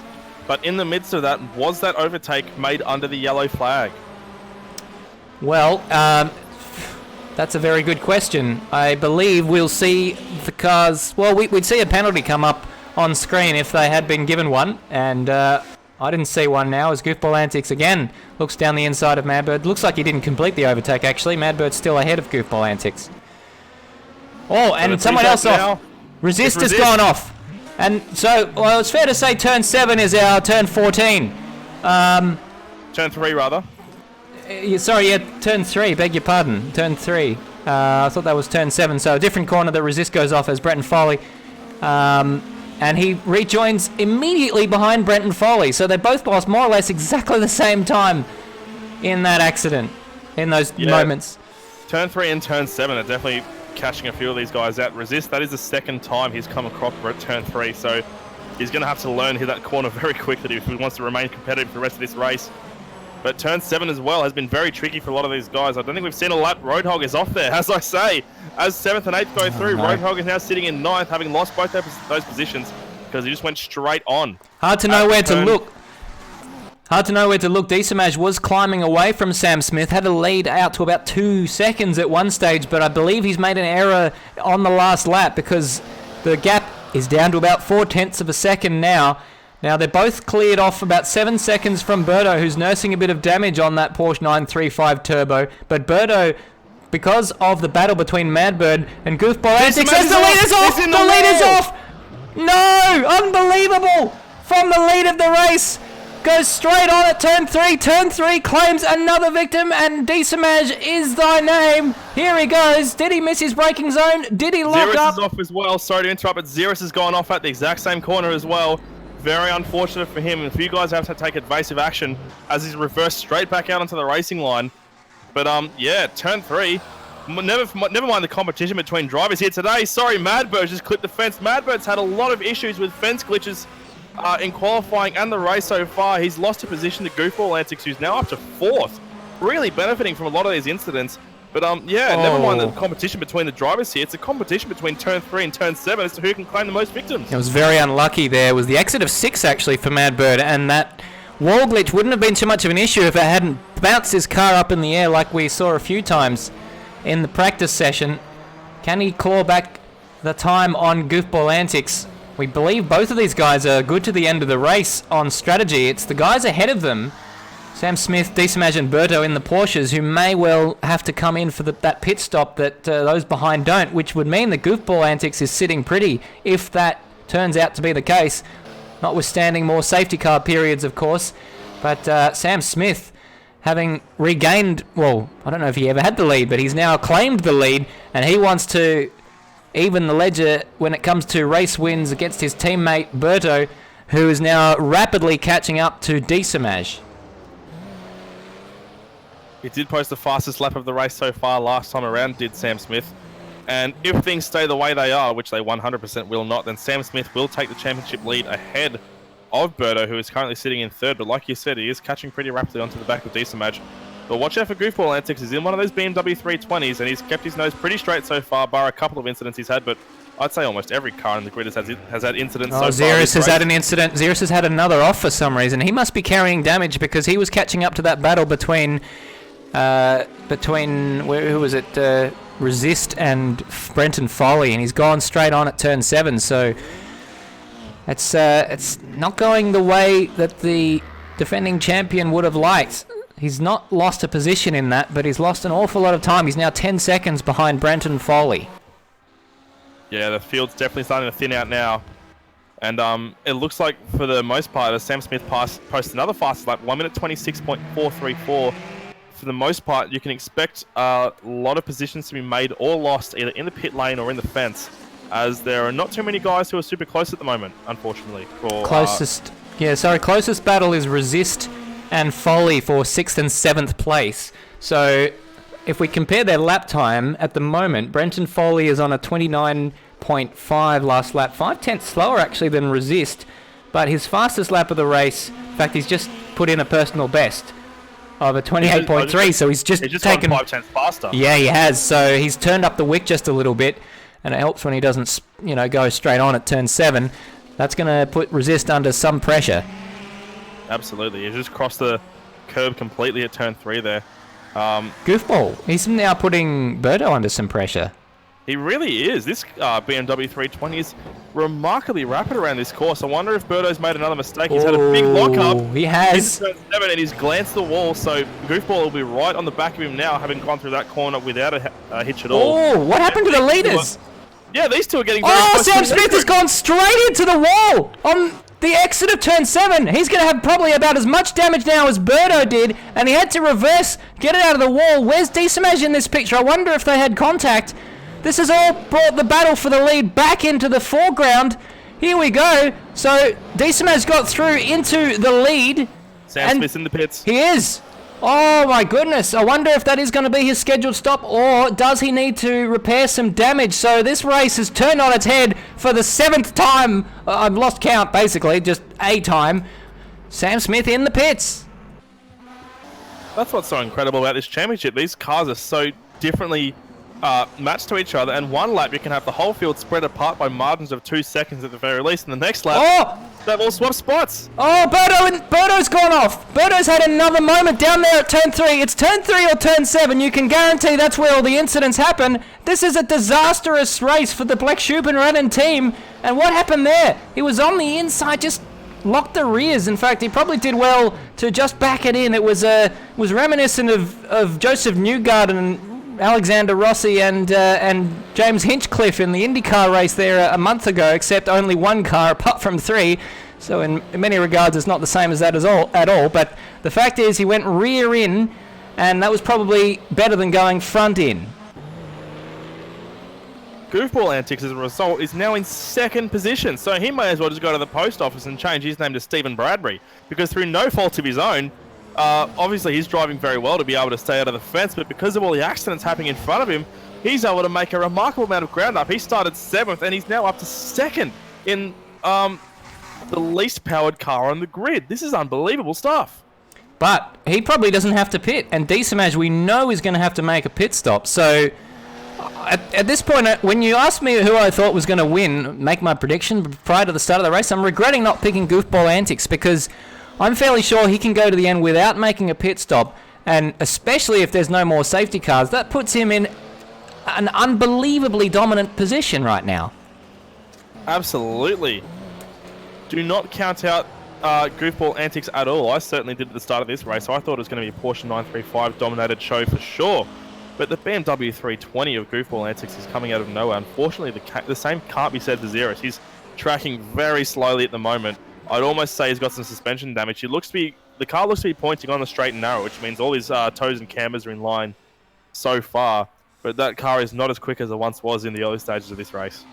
Yeah, he dominates out front, but sometimes when he's in the midfield, he struggles a little bit, and he's just been overdriving that BMW right now, whereas Goofball Antics has it in a fantastic spot. It's smooth as butter, and I don't want to give him the curse, but he's only a second away from the lead right now. They're coming through to lap Tyrrell, sorry, not Tyrrell, that's Rhodey in very short order.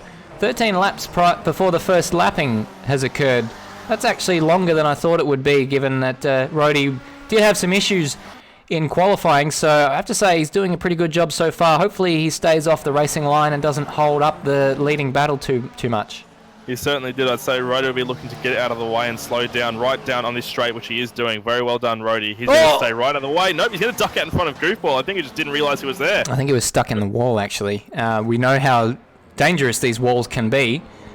And Diesamage has been a roller coaster for him. He led the early part of this race, then he lost the lead to Sam Smith, but then Sam Smith had an almighty crash, and we don't know yet whether it's all gone to plan for him, because we don't know how long Diesamage's pit stop is going to be, but Sam Smith is currently a minute off the lead. I would have to think that Diesamage's pit stop won't last quite that long. No, but accidents do happen. Not necessarily in the pit lane, but out on the track for sure. I really don't want to put the commentator's curse on. Unfortunately, there's no wood around me that I can touch to make sure he gets so low by with good luck. But anything can happen, as we've seen so far this race. Well, we haven't really had a chance to take stock of this race so far. We're nearly halfway in, 25 minutes and change, or just less than 25 minutes, I should say.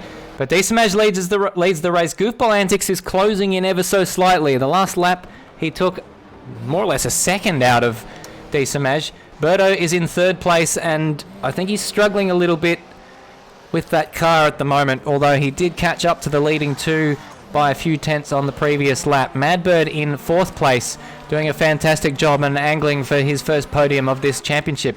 Resist in fifth place is recovering from a couple of offs, but who isn't, to be fair? Brenton Foley, one of those, and Brenton Foley actually dropping off the back of Resist just a little bit. 3 seconds the difference between himself and the car ahead.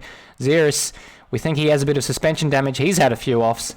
Roadhog, haven't seen too much of him in this race. He's tracking along in 8th place for the Nibus Rayahadis team, ahead of Nether, who has lost a few spots now after a strong showing in the early part of this race. Tyrrell in 10th place is doing, I'd say, a fantastic job actually, considering where he qualified. Pablo in 11th place made the early pit stop. Let's see if it pays off for him at the end of this race. He's got Sam Smith coming up behind him at a rate of knots, who has also made a pit stop. Those two, the only two to have pit so far. I say as I check the timing screen to make sure that that is not immediately rendered incorrect. And Rhodey in 13th place, the only car a lap down at the moment. So definitely keep your eyes on Sam Smith, because once the other guys in front start to make pit stops, the ones who do make pit stops, of course, he'll be able to make a few spots up, provided he keeps his nose clean. But keeping your nose clean, as I've been saying for the majority of the 15 laps of this race, is a very tall order. As we look up to the lead for first position now, which is the closest battle on track, it's separated by just over a second now. And I think both of these guys are getting pretty comfortable where they are. There's obviously no gap for Goofball Antics to be making a lunge at the moment, so he's going to be just tracking along, trying to put in some consistently fast lap times, stay on as close to the back of that Porsche 935 as he can around this street circuit. Yeah, D-Smash pulled out a little bit of a gap on Goofball Antics on the previous lap.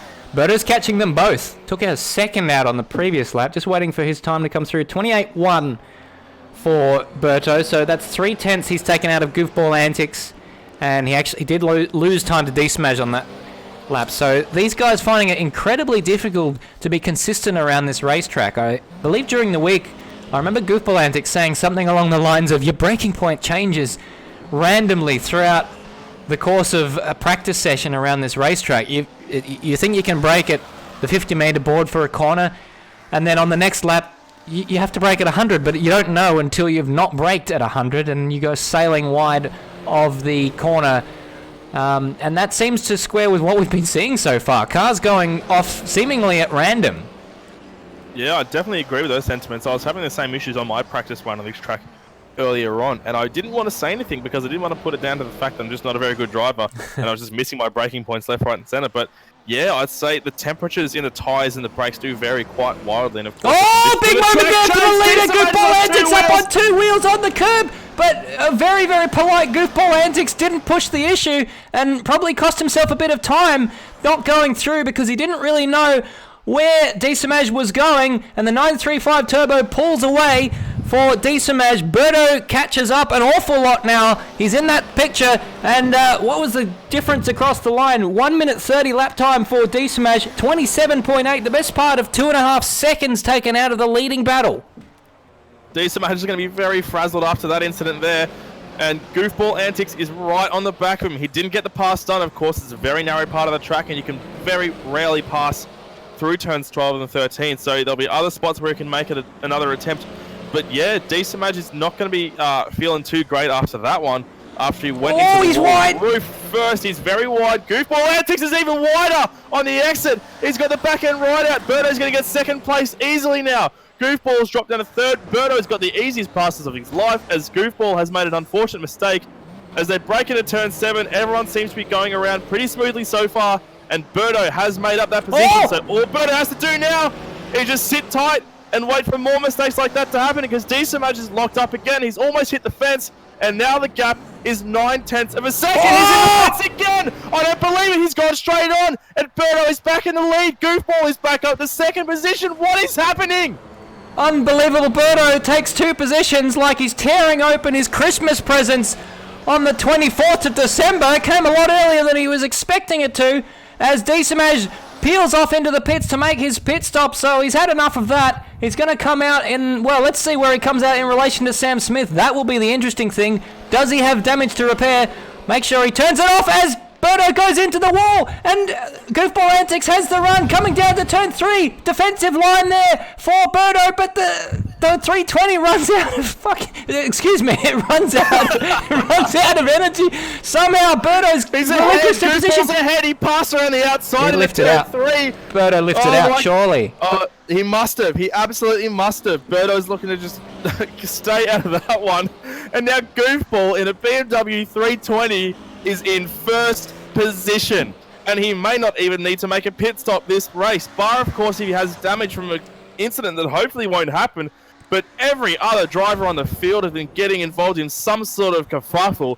Even the guys in the lead like D-Samaj and Berto and Sam Smith, who we thought would never make a mistake, they absolutely have. So anything can happen, but oh my goodness, it's BMW 320 leading a race. And it's Goofball who's driving it, not Ziras. Ziras is up to 5th though, so he's recovering pretty well. But oh my god. Well, D-Samaj has come out in 6th place, so he's behind Ziras. He'll have to make that move on track if he wants to finish ahead of Ziras. Sam Smith is about 15 seconds behind him, so that's how much damage he had, we believe, unless D-Samaj has severely underfueled his car as Ziras goes off. So maybe D-Samaj won't have to make that move on track as D-Samaj goes past Ziras, stricken at turn 7, and the yellow flag clears and no safety car, thankfully. So, Berto, well, will he repair the damage? Because if he does, he'll probably end up somewhere where Sam Smith is. If he doesn't, he'll probably end up somewhere where D-Samaj is. In the midst of all those happenings, we did have 2 more retirements. We've seen Rhodey has pulled into the pits and ended his race. He doesn't look to have much damage, but the same can't be said for Resist in the BMW M1 Pro car. He did not finish, and he is currently sitting in his pit box with the front left wheel completely missing. So I'd say he's gone off the fence somewhere again and just accrued a little bit too much damage to continue. And that leaves us with 11 runners on track at the moment, but that is more than enough to have a pretty good race. It is currently Madbot is third! Brenton Foley's having a huge incident on the exit of turn, I think it's turn 4. He was sideways, and when I say sideways, I mean laterally. The right-hand side of his car was pointing towards the sun there. Oh. There's no safety car at the moment, but oh my goodness, there's some very strange time marks there. Any number of scaphisms he could have used there. Right out sideways. He's in the fence! I could have flicked to any page of the Mark Scaife playbook, picked a random quote, and it would have applied to whatever Brenton Foley was just doing there. I'd say he's got some damage as well, which is very unfortunate for him. But the net result is, we've now got Goofball Antics in 1st, Berto in 2nd. As a result of D-Samaj's incident, he's back in 5th. So 3rd position is currently Madbird in a Ford Capri. He's doing a fantastic job. I don't think I've seen him getting caught up in any incidents so far. Yeah, well, he could be a dark horse for the win, but Goofball Antics is playing the same strategy, and he's playing it better at the moment to the tune of 13 seconds. I'm confused right now by Berto's pace. He was catching up to the leading guys at something like a second a lap, and then he seemingly let Goofball Antics pass around the outside of turn 3 and 4 after hitting that wall. Was that extra bit of damage enough to give him the handling issues that he seems to have at the moment that could possibly explain his current lack of pace? Previous time around 0.4 of a second slower than Goofball Antics. Yeah, it's very hard to say. It looks like he's got a couple of dents on the right-hand side of his car. Very minuscule, though. Well, Sam set the fastest lap of the race. Sam Smith's on the charge, and he's already up to 7th position, so he's made up 3 positions so far since his pit stop. So he's doing great at the moment, but he's got a long way to go with 20 laps completed and 23 minutes, just over 23 minutes to go. He's going to have to keep that pace up and get as many positions as he can. He's got Ziras to catch next in the BMW 320, but as we've seen at the front of this race, those cars are pretty evenly matched around this track. Tyrrell jumps into the pit lane, and Goofball Antics would probably say that's a sight for sore eyes, as he doesn't have to lap him on the racetrack. And everything seems to be falling into place right now for the BMW 320 driver. 3rd place in the first race, and on target potentially for a race win. I say that touching as much wood as I possibly can because I don't want to jinx it for the guy. But we thought that the Porsches would dominate this championship after what we saw in Brno. But Belle Isle is proving to be an incredibly different race from that. It's a crazy street circuit as we just have Goofball Antics coming on what used to be yellow flag zone. It looks like someone's gone right off there and spun quite a bit. And I think it may bit of traffic. Yeah, a little bit of lap traffic who's been having Pablo and Nether are having a battle, it looks like. And they're just up the straight. They're coming up into turn 7 at the moment, turn 8. Yes, it would be those two. I'd say one of them's gone wide, and it was probably Pablo, which would explain why he's currently now behind Nether. Unfortunate to see Nether in 9th position at the moment. He had a great showing in qualifying, and he had some very aggressive pace early on, but it looks like he may have made a few mistakes throughout the race. He's lost 3 positions from that start position of 6th. So in 9th now, and hopefully not losing too many more spots. If he does finish this race, he will of course score points, with the MotoGP point system being used in this championship, meaning that finishing all the way down to 15th will get you blue flag, points. blue flag. Nether jumps into the pit lane, so it's not an issue there. Now Pablo needs to jump out of the way here. He's got the race leader behind him, and that's an interesting way of doing it. Going into the wall as quickly as he possibly yeah, could. but he's on the racing line through 2, and Goofball had to get out of the throttle there. That's lost him a bit of time to Berto, but not a huge amount, so we're okay. Yeah, Pablo probably could have done that without hitting the wall, it has to be said. Maybe just lifted out a little bit before turn 1, and then he could have got a much better exit down to turn 2 and just follow Goofball antics, but basically have a much smaller net loss time than what he did by hitting the wall.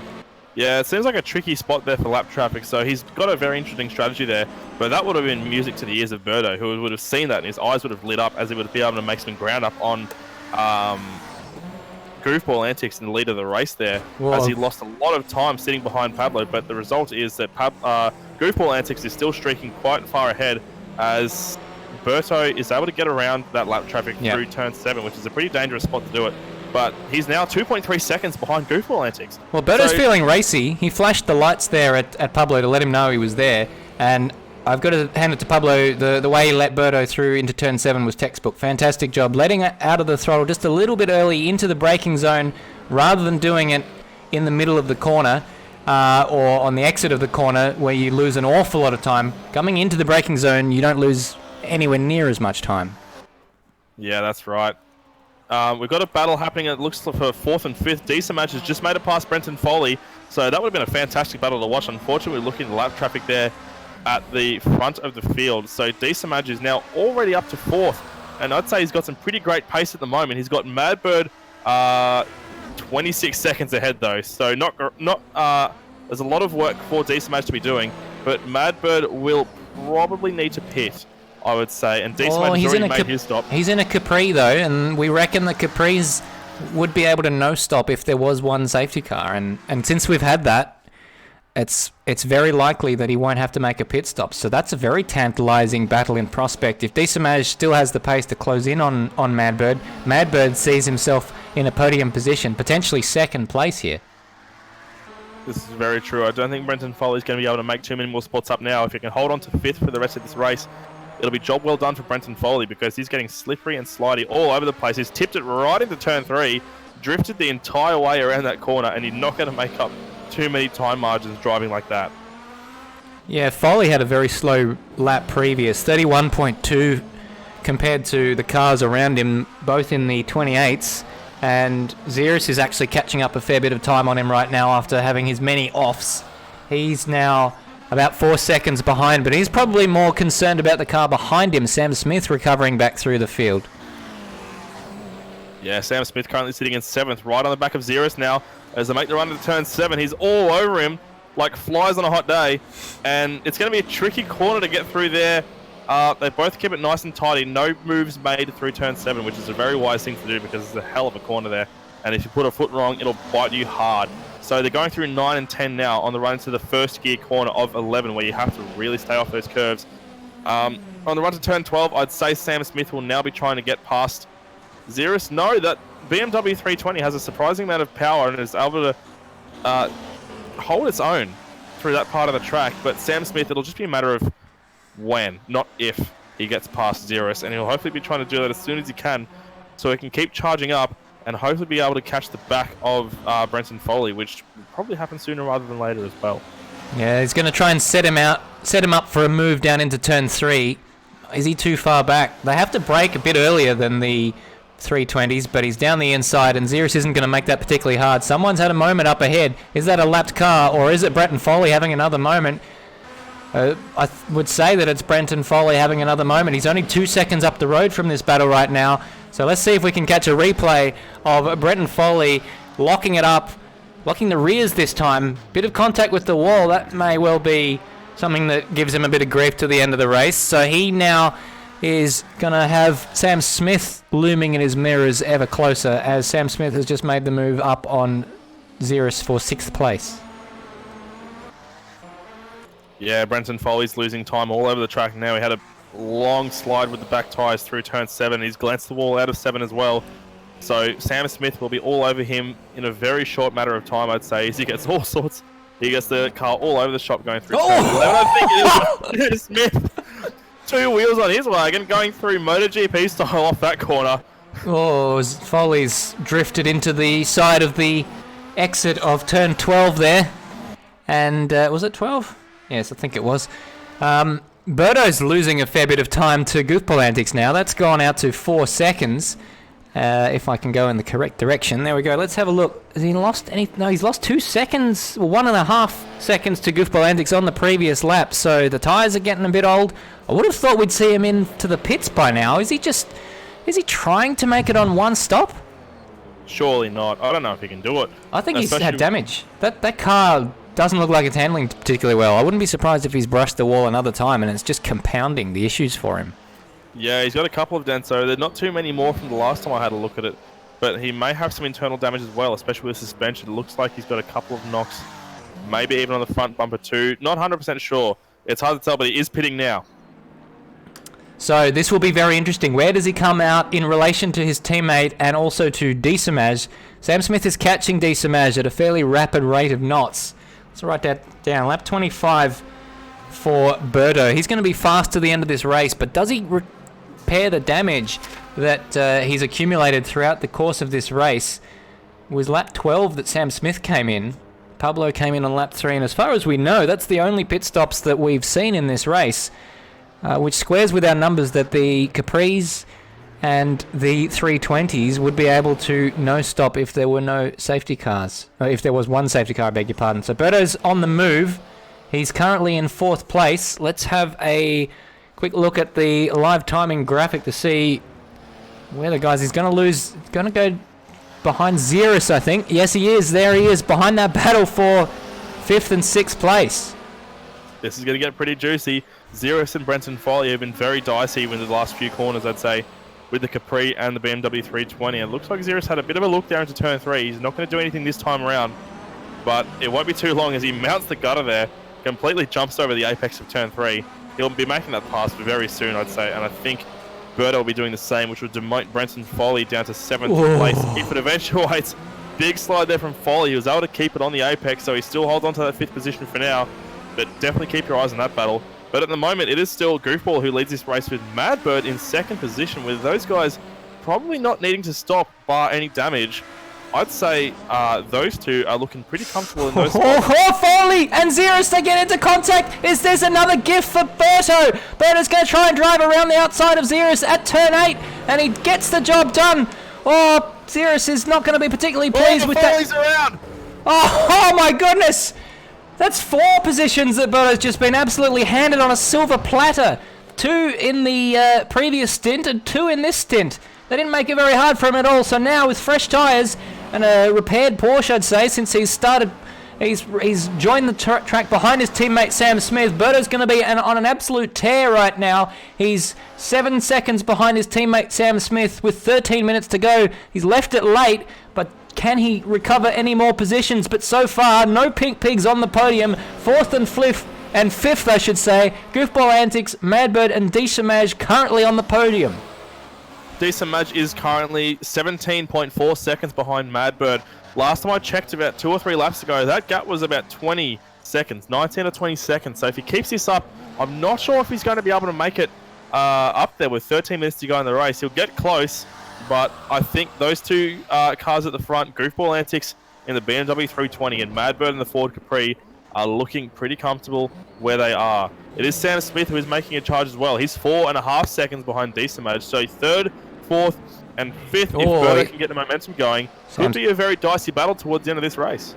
Sam Smith has the fastest lap of the race, but if you were watching him like we were the last few laps, you wouldn't have believed it. He's brushed the wall a couple of times and sailed wide of a couple of apexes, but if he has the pace to mix it with Desamaj, he may well be he may well be doing the front two a favour if Madbird's going to be under any pressure from Diesemaj. Madbird would be very pleased to hear that Sam Smith is giving him a run for his money. But he wouldn't want what happened to Berto to happen to Sam Smith and the car in front make a mistake, because Berto's had the seas part for him like Moses.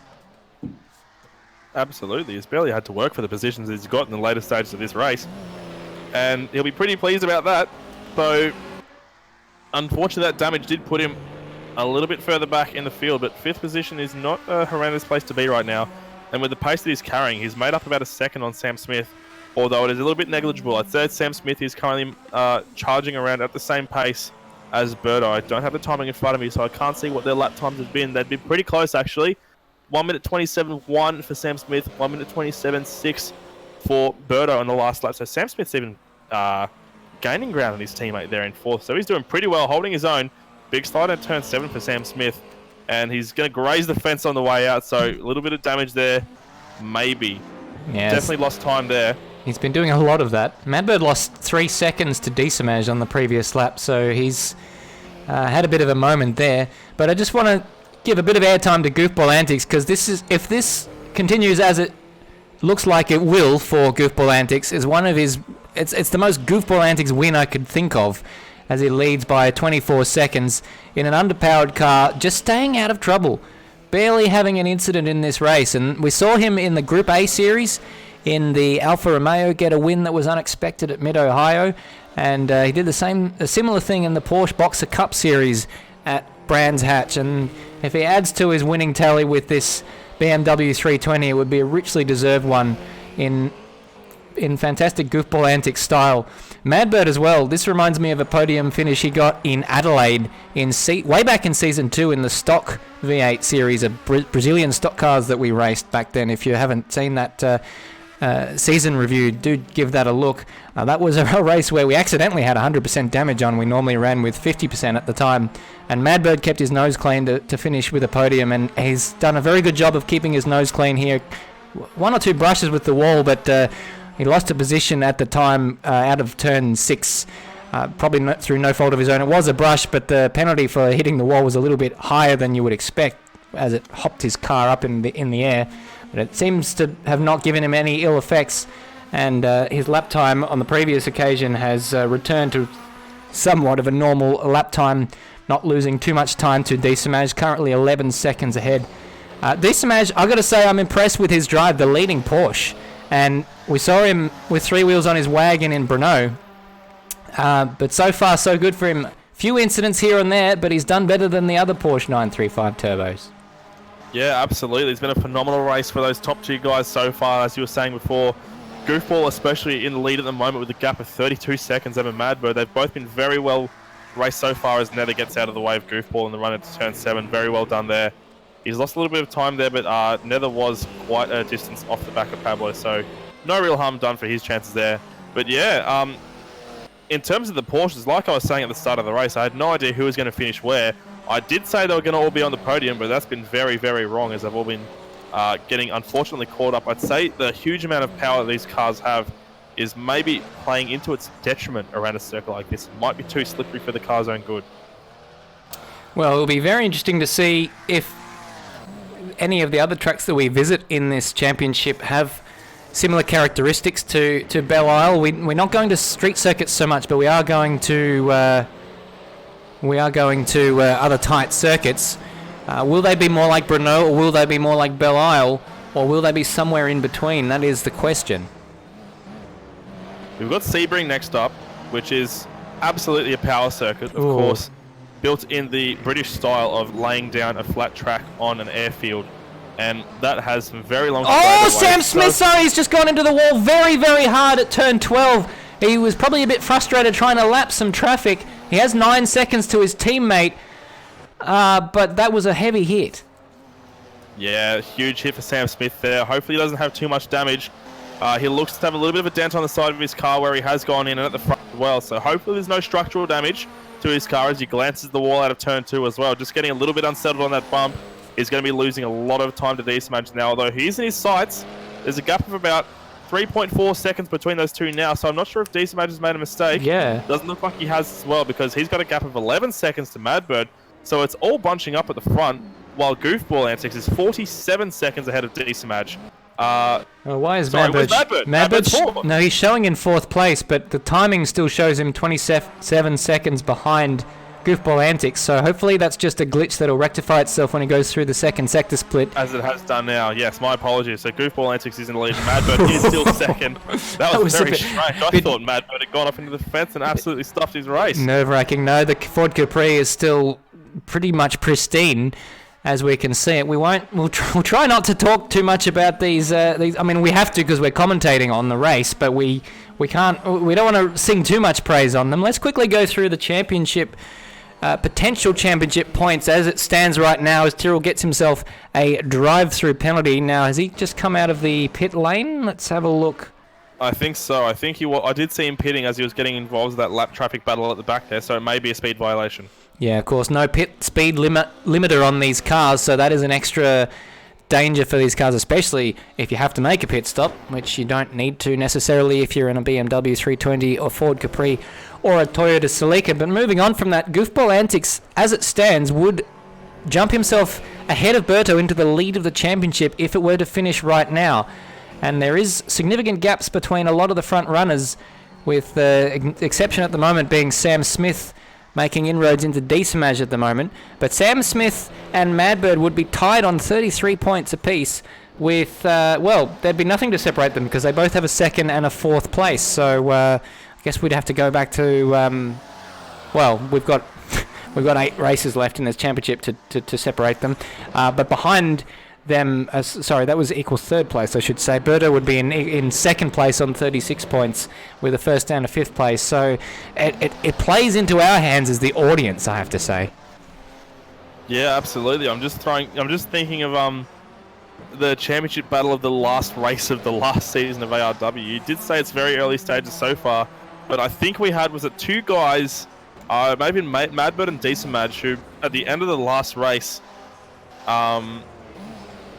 in the ARW Season 7, they were tied on points, and the countback went back to, I think it was 7th place finishes or something like that. It was ludicrous. Absolutely ludicrous. So we've also got, who is that? Tyrrell into the pits to serve his penalty. That's what that would be. Decimage didn't lose an awful lot of time to Sam Smith on the previous lap. It was 0.2 of a second across the line that Sam Smith closed in on Decimage. Madbird did a 1:30. That was 2.5 seconds slower than Decimage, so I think he's getting a little bit nervous there. This would be his best result in ARW for a long time in 2nd place. In fact, I have to look at the records to see whether he has a 2nd. I believe he does have a 2nd place at, I think, Ribeiro Preto, but he'd be very happy with the podium based solely on merit. He'd surely want it to be a win, but Decimage closing in on 3rd place would be making him a little bit nervous, so he'd be certainly wanting to keep that car on the road and not make any errors to the end of this race. Yeah, definitely. I'd say a lot of these guys have all settled down now. They've got the grips. Whoa, never mind. He's upside down. He's in the crowd. I don't believe it. Just as I was saying that he's got a grip of this track, he's tipped completely over, and he's gone into the crowd, potentially killing dozens of people if this was a real-life situation. But oh my god. And I was about to say earlier that commentators' curse is a fallacy, because whenever I don't praise guys, they crash. But bloody hell. He won't be able to get back. Myself into. He's trying to get wheel's back. Gone. That's it. That's it for Decimage. Onion rings. He's out of it. DNF. Decimage is out, which promotes Sam Smith back into 3rd and Berto into 4th. Unbelievable. I can't believe what we've just seen. Oh, I feel for him. Oh. With only 3.5 minutes to go in the race as well. Oh, it breaks your heart, doesn't it? Well, it'll be a little consolation to him, but he would have completed 75% of the race, which means that he will be classified, but he won't be classified in the position that he was, which was 3rd place. He'll drop all the way down to, Tyrrell probably won't get 3 laps back on him. Nether probably won't get 2 laps. Well, he might get 2 laps, so he'll probably be down around 11th or so. So he'll pick up a handful of points, but it won't be the absolute chunk of points he was on target for in 2nd place, and that's going to be a warning to some of the other guys. I'm sure he will have been very vocal about that in the Discord chat. We saw that happen to Nether in the practice session. Can't believe that's happened in the race now. to Disamaj. Unbelievable. That puts Madbird somewhat at ease, but he's got Sam Smith closing in at quite a rate of knots now. 6 seconds the difference between second and third, and he was 2 seconds faster on the previous lap. Madbird will be wanting that time to tick down as soon as it possibly can. Absolutely, that he's being hunted down incredibly rapidly, and that incident was at turn 8.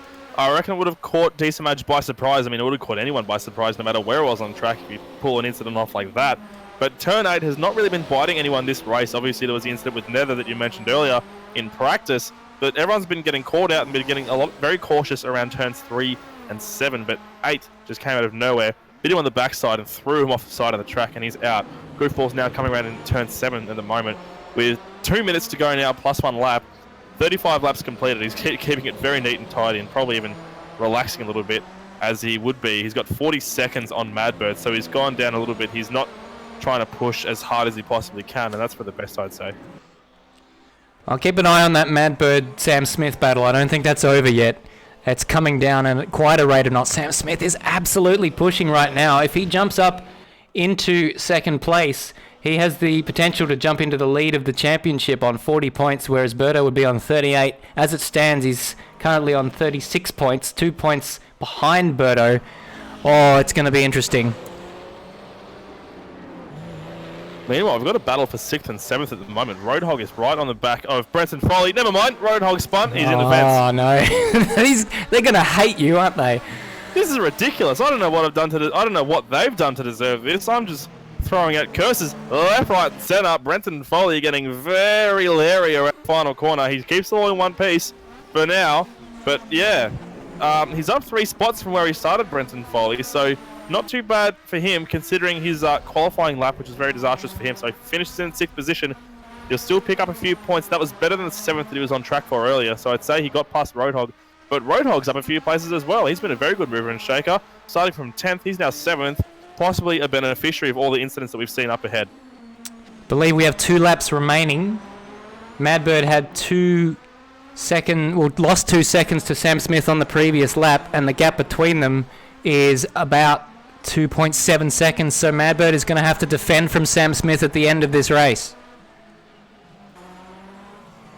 Yeah, it's going to get very narrow and tight towards the end there. I can hear Madbird pulling away as Sam Smith's coming to the corner, and the gap is now 3.6 seconds. It's coming down rapidly as they both go down the back straight with the Porsche 935 having 849 horses behind it. Sorry, the yellow local flag. No, I just want to say the time hit 0. Goofball Antics slowed a bit. I wonder if he got the white flag on this time around. Basically went to 0 as he crossed the line. So that will be very, very interesting to see whether this is the final lap or the penultimate lap. And Foley in the wall. Oh, the red and white. I thought it was Madbird for a moment there. Madbird now has 1.2 seconds on Sam Smith. He's got a lap and a half to go at least. It could potentially be 2.5 laps if Goofball Antics didn't get the white flag on that occasion. Sam Smith is charging. My lap counter on the Automobilista client is saying lap 37 of 37 for Goofball Antics. So this would be the final lap. We just had a tiny amount of lag there for Goofball. So he's still running, thankfully. But he is 41 seconds ahead of Madbird now, and Madbird is only ahead by 1 second ahead of Sam Smith. This is the last lap for these guys as well, so Sam Smith could snag second place back. It's very close now as they go through what I believe is turn 4. No, this is turn 4 now, so they've just gone through 3 and 4. Keep your eye on these guys because Sam Smith is probably going to pounce at the end of turn 7. He's run a little bit wide there. But yeah, they're just going through turn 6 now. Onto the back straight. Remember that Sam Smith has fresh tyres, much fresher than Madbird, who's been on them for the previous 55 laps. Goofball Antics is coming up to the final corner now. Is this the last lap? He's flashing the lights, so one would think he's been given the white flag. He's going to come across the line. He wins the race. Goofball Antics is a race winner. Madbird hangs on to second so far, but he's got a few more corners left. He will be so nervous. He'll be sweating buckets in that car. He's got the pink pig in his mirrors, hunting him down in that Porsche 935T with much, much fresher tyres. One more corner to go for Madbird. He's going to hang on. Is he? One more. Oh, sorry, there is one. More corner after that. It just keeps going and going and going. If you're Mad Bird. It's going to be Mad Bird. Second Mad Bird's place. done it, he's second. Oh. Sam Smith slaps to the wall in a final attempt to get some speed just before the line. But it is Sam Smith who will cross the line in third position. What happened to Berto? Berto's DNF'd. What? Oh no, he has too. Foley, I don't believe it. Ziras is in 4th place. And my goodness, so Ziras has picked up those 2 positions with Decimage and Berto at the end of the race. How long ago did Berto retire? DNF'd with 34 laps completed, so it was quite some time ago. We would have been too caught up watching the battle between Mad Bird and Sam Smith there, and we've missed that completely, which is a real shame. But Berto's out of this race. That's going to blow the championship wide open. Yes, it is. Well, let's have a quick look at what that does to the championship. It's blown my head right out of its skull. So no points at all for the championship leader going into this round. That means that the championship lead is Goofball Antics with a 3rd and a 1st place. Sam Smith with a 2nd and a 3rd place is in 2nd in the championship. Very good news for Ziras. He picks up his first points with a 4th place. And Roadhog for the Nivus Raya Hadis team, enjoying saying that quite a lot. 6th and 5th place. He's going to collect a handy chunk of points as well. Bretton Foley in 6th place. Behind him was Pablo, who did very, very well actually to keep the thing going. Gets a 7th place. Another 7th place for him. He's picking up a handy chunk of points as well. And just by surviving, you get points in this championship. Now that also in 8th place, Berto with the DNF. He'll get classified in 9th, I believe, because he completed 75% of the race. So too, Decimage in 11th, and Tyrrell got ahead of him for 10th in the end. What a race. What a race. I thought the Brno race for round 1 was crazy, but this one was unbelievable. You'd never know. You could never call at any point who was going to win, who was going to keep going, and it was Goofball, of all people, in the BMW 320, the least powerful car on the grid, who was able to take the win. Absolutely phenomenal stuff. It was both Goofball and Mad Bird made up 6 positions respectively from their starting places on the grid, which would have been 7th and 8th, I think, from qualifying. So it's just a matter of keeping your nose clean, especially at a track like this, to be able to finish strongly, which they both have done. So props to them. Absolutely. We've been lucky enough to be joined by our podium sitters in the post-race chat. Heathy, Goof, that was the most Goofball Antics win I can think of. It was absolutely characteristic of your driving. How so, mate? Well, thank you, but how do you figure? Just keeping your nose clean on a track that asked for it, and just no stress. You just when others were losing their heads, you kept your head. I did think to myself, I don't want to say I found it pretty easy, but I found that I didn't have to push too hard. I did push at one point just to try and see if I could get past the slap. But yeah, after that, once I realised that James ahead still had to pit and Berto behind me had to pit, I thought, okay, I think as long as I can keep it clean, I'll be fine. Well, that's exactly what happened. We saw the strategy element coming in once again with the BMW 320 not having to make that pit stop and the Porsches having to, but then you didn't have it all your own way, because then the Ford Capris with that safety car didn't have to make pit stops, so that didn't mean you had more opposition in that respect. Yeah, I just sort of, again, I figured if I could, I didn't necessarily have to be putting time on them. I just wanted to sort of keep it steady, like keep the gap steady, and I sort of realized, yeah, okay, I can do that, and I can even push a little bit more if I do need to pull some time out suddenly. There you go. And with that win and on the back of the podium at Brno and the retirement in the late stages of that race from our champion our championship leader going into that round, that puts you into the lead of the championship on 41 points, ahead of Sam Smith on 36 points provisionally. So congratulations on that. Thank you. I've got a great team behind me. Everybody does their part. My engineer's been fantastic through the week, and yeah, I don't think I could have done it without him. Fantastic. Thank you very much to Goofball Antics. We're going to move on to our second place man, Mad Bird, and I'm sure you'll be absolutely thrilled with that result. I'm sure you would have wanted the win, but my goodness gracious me, hanging on to second in its own was an achievement with, well, you had Diesemash closing on you at one stage, but then he had that unfortunate incident putting him out of the race, and Sam Smith was an absolute tear on fresh tyres at the end as well. Yeah. Thank you. I've not for a second did I think that I could catch Heath. He absolutely monstered it. My tyres were progressively dying more and more throughout the race. And yeah, really bad luck for James putting it over the wall. He was going to catch me. Well, he was a second or two ahead of Sam, and Sam caught me on the last lap, so he was definitely going to have caught me. Yeah, and I just wanted to say thank you to Harald Ertl.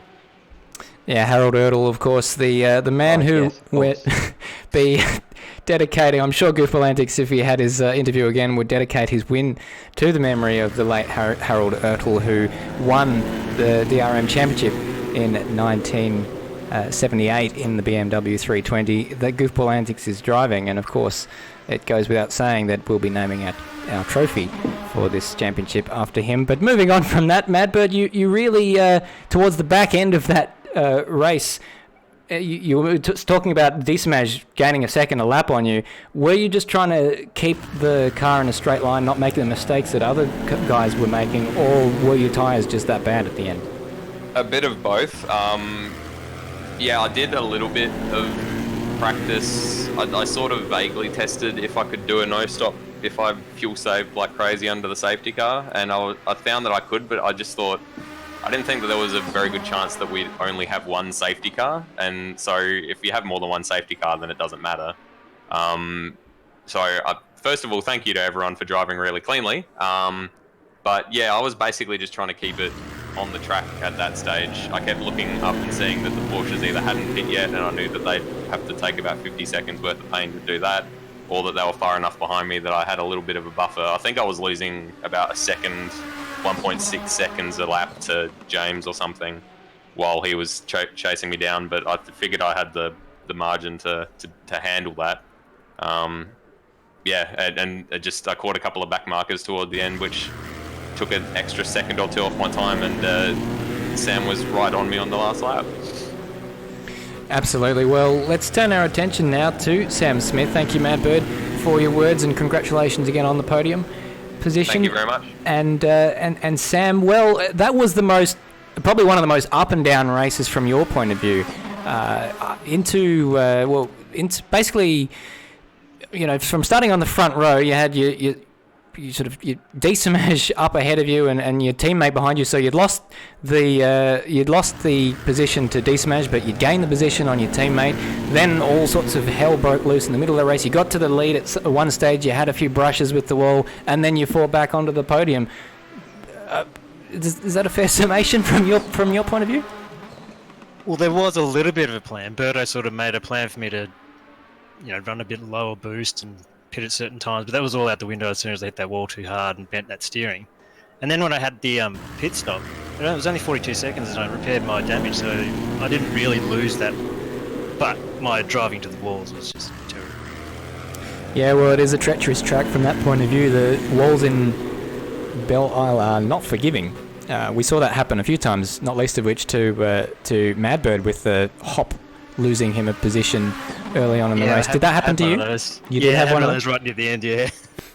Yeah, so considering you were closing down Madbird at quite a rate of knots, did that mean that you didn't quite catch up to him as quickly as you might have liked? It wasn't those, it was the locking up into that horrible left-hand turn. For the last about 10 laps, I just thought, forget it, I've got a flat spot anyway, so just plant it. And I was laying black marks every single lap for the last 10 laps. Fair enough. Well, it's two podium positions for you. Probably not the position that you would have liked with a win, but I'm sure, given your pace, that it's not far away. Second in the championship now, 5 points behind Goofball Antics and 4 points, provisionally of course, ahead of your teammate Berto. Berto classified 9th in the end after DNFing towards the end. Can you shed some light on what happened to your teammate as well? I think he went through a wall as well, but all this pace I've got is all through him. All the setups have been his. I've hardly practiced at all. It's all been, he gives me qualifying setup, he gives me race ideas, so I can't complain. There you go. So your team, Tin Shed Racing or Black Rennen, but it seems like your teammate's doing all the work running. He's running the show, absolutely. Will there be team orders later on in the championship if that's the case? Well, we'll have to see what happens. We're both going to miss out some races, so it's going to be. Oh, okay. Hot tip on that. What are the races that you'll be missing out on? I'm going to miss out on my own race, I think, Yakarapagawa, and I think he's missing out in the last 2, I think. Well, that's big if true. It certainly opens the championship up, but I mean, this race on its own has opened the championship up. Goofball Antics leading the way.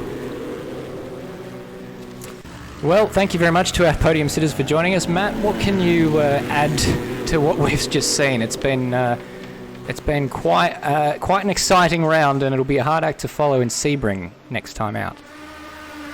Yeah, absolutely. Sebring's going to be pretty crazy as well. It is a very power-heavy track. There's some twisty sections, but there's a lot of long straights there. So the Porsche 935s, you can expect to finish well there. And if Resist can keep his nose clean as well, he'll be getting up there as well with 791 horsepower, powering the back wheels of that Bmw M1. But keep in mind, these last 2 races have been absolutely crazy in terms of the guys crashing when we didn't expect them to crash at all. So anything could happen. Obviously, Sebring has a lot more runoff as well. Lots of space between the track and the wall, but it is quite slippery in parts. It's quite flat. There's no camber at all, so anything can happen there. Keep your eyes peeled.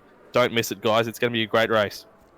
Absolutely. Cannot agree more. Well, that's just about all the time we have tonight. Thank you again to all of our drivers and to my co-commentator, Matt Dunlop, for joining me in the proverbial commentary booth once again. We're going to do it all again at the same time next week at Sebring in Florida, so don't miss it. Bye for now.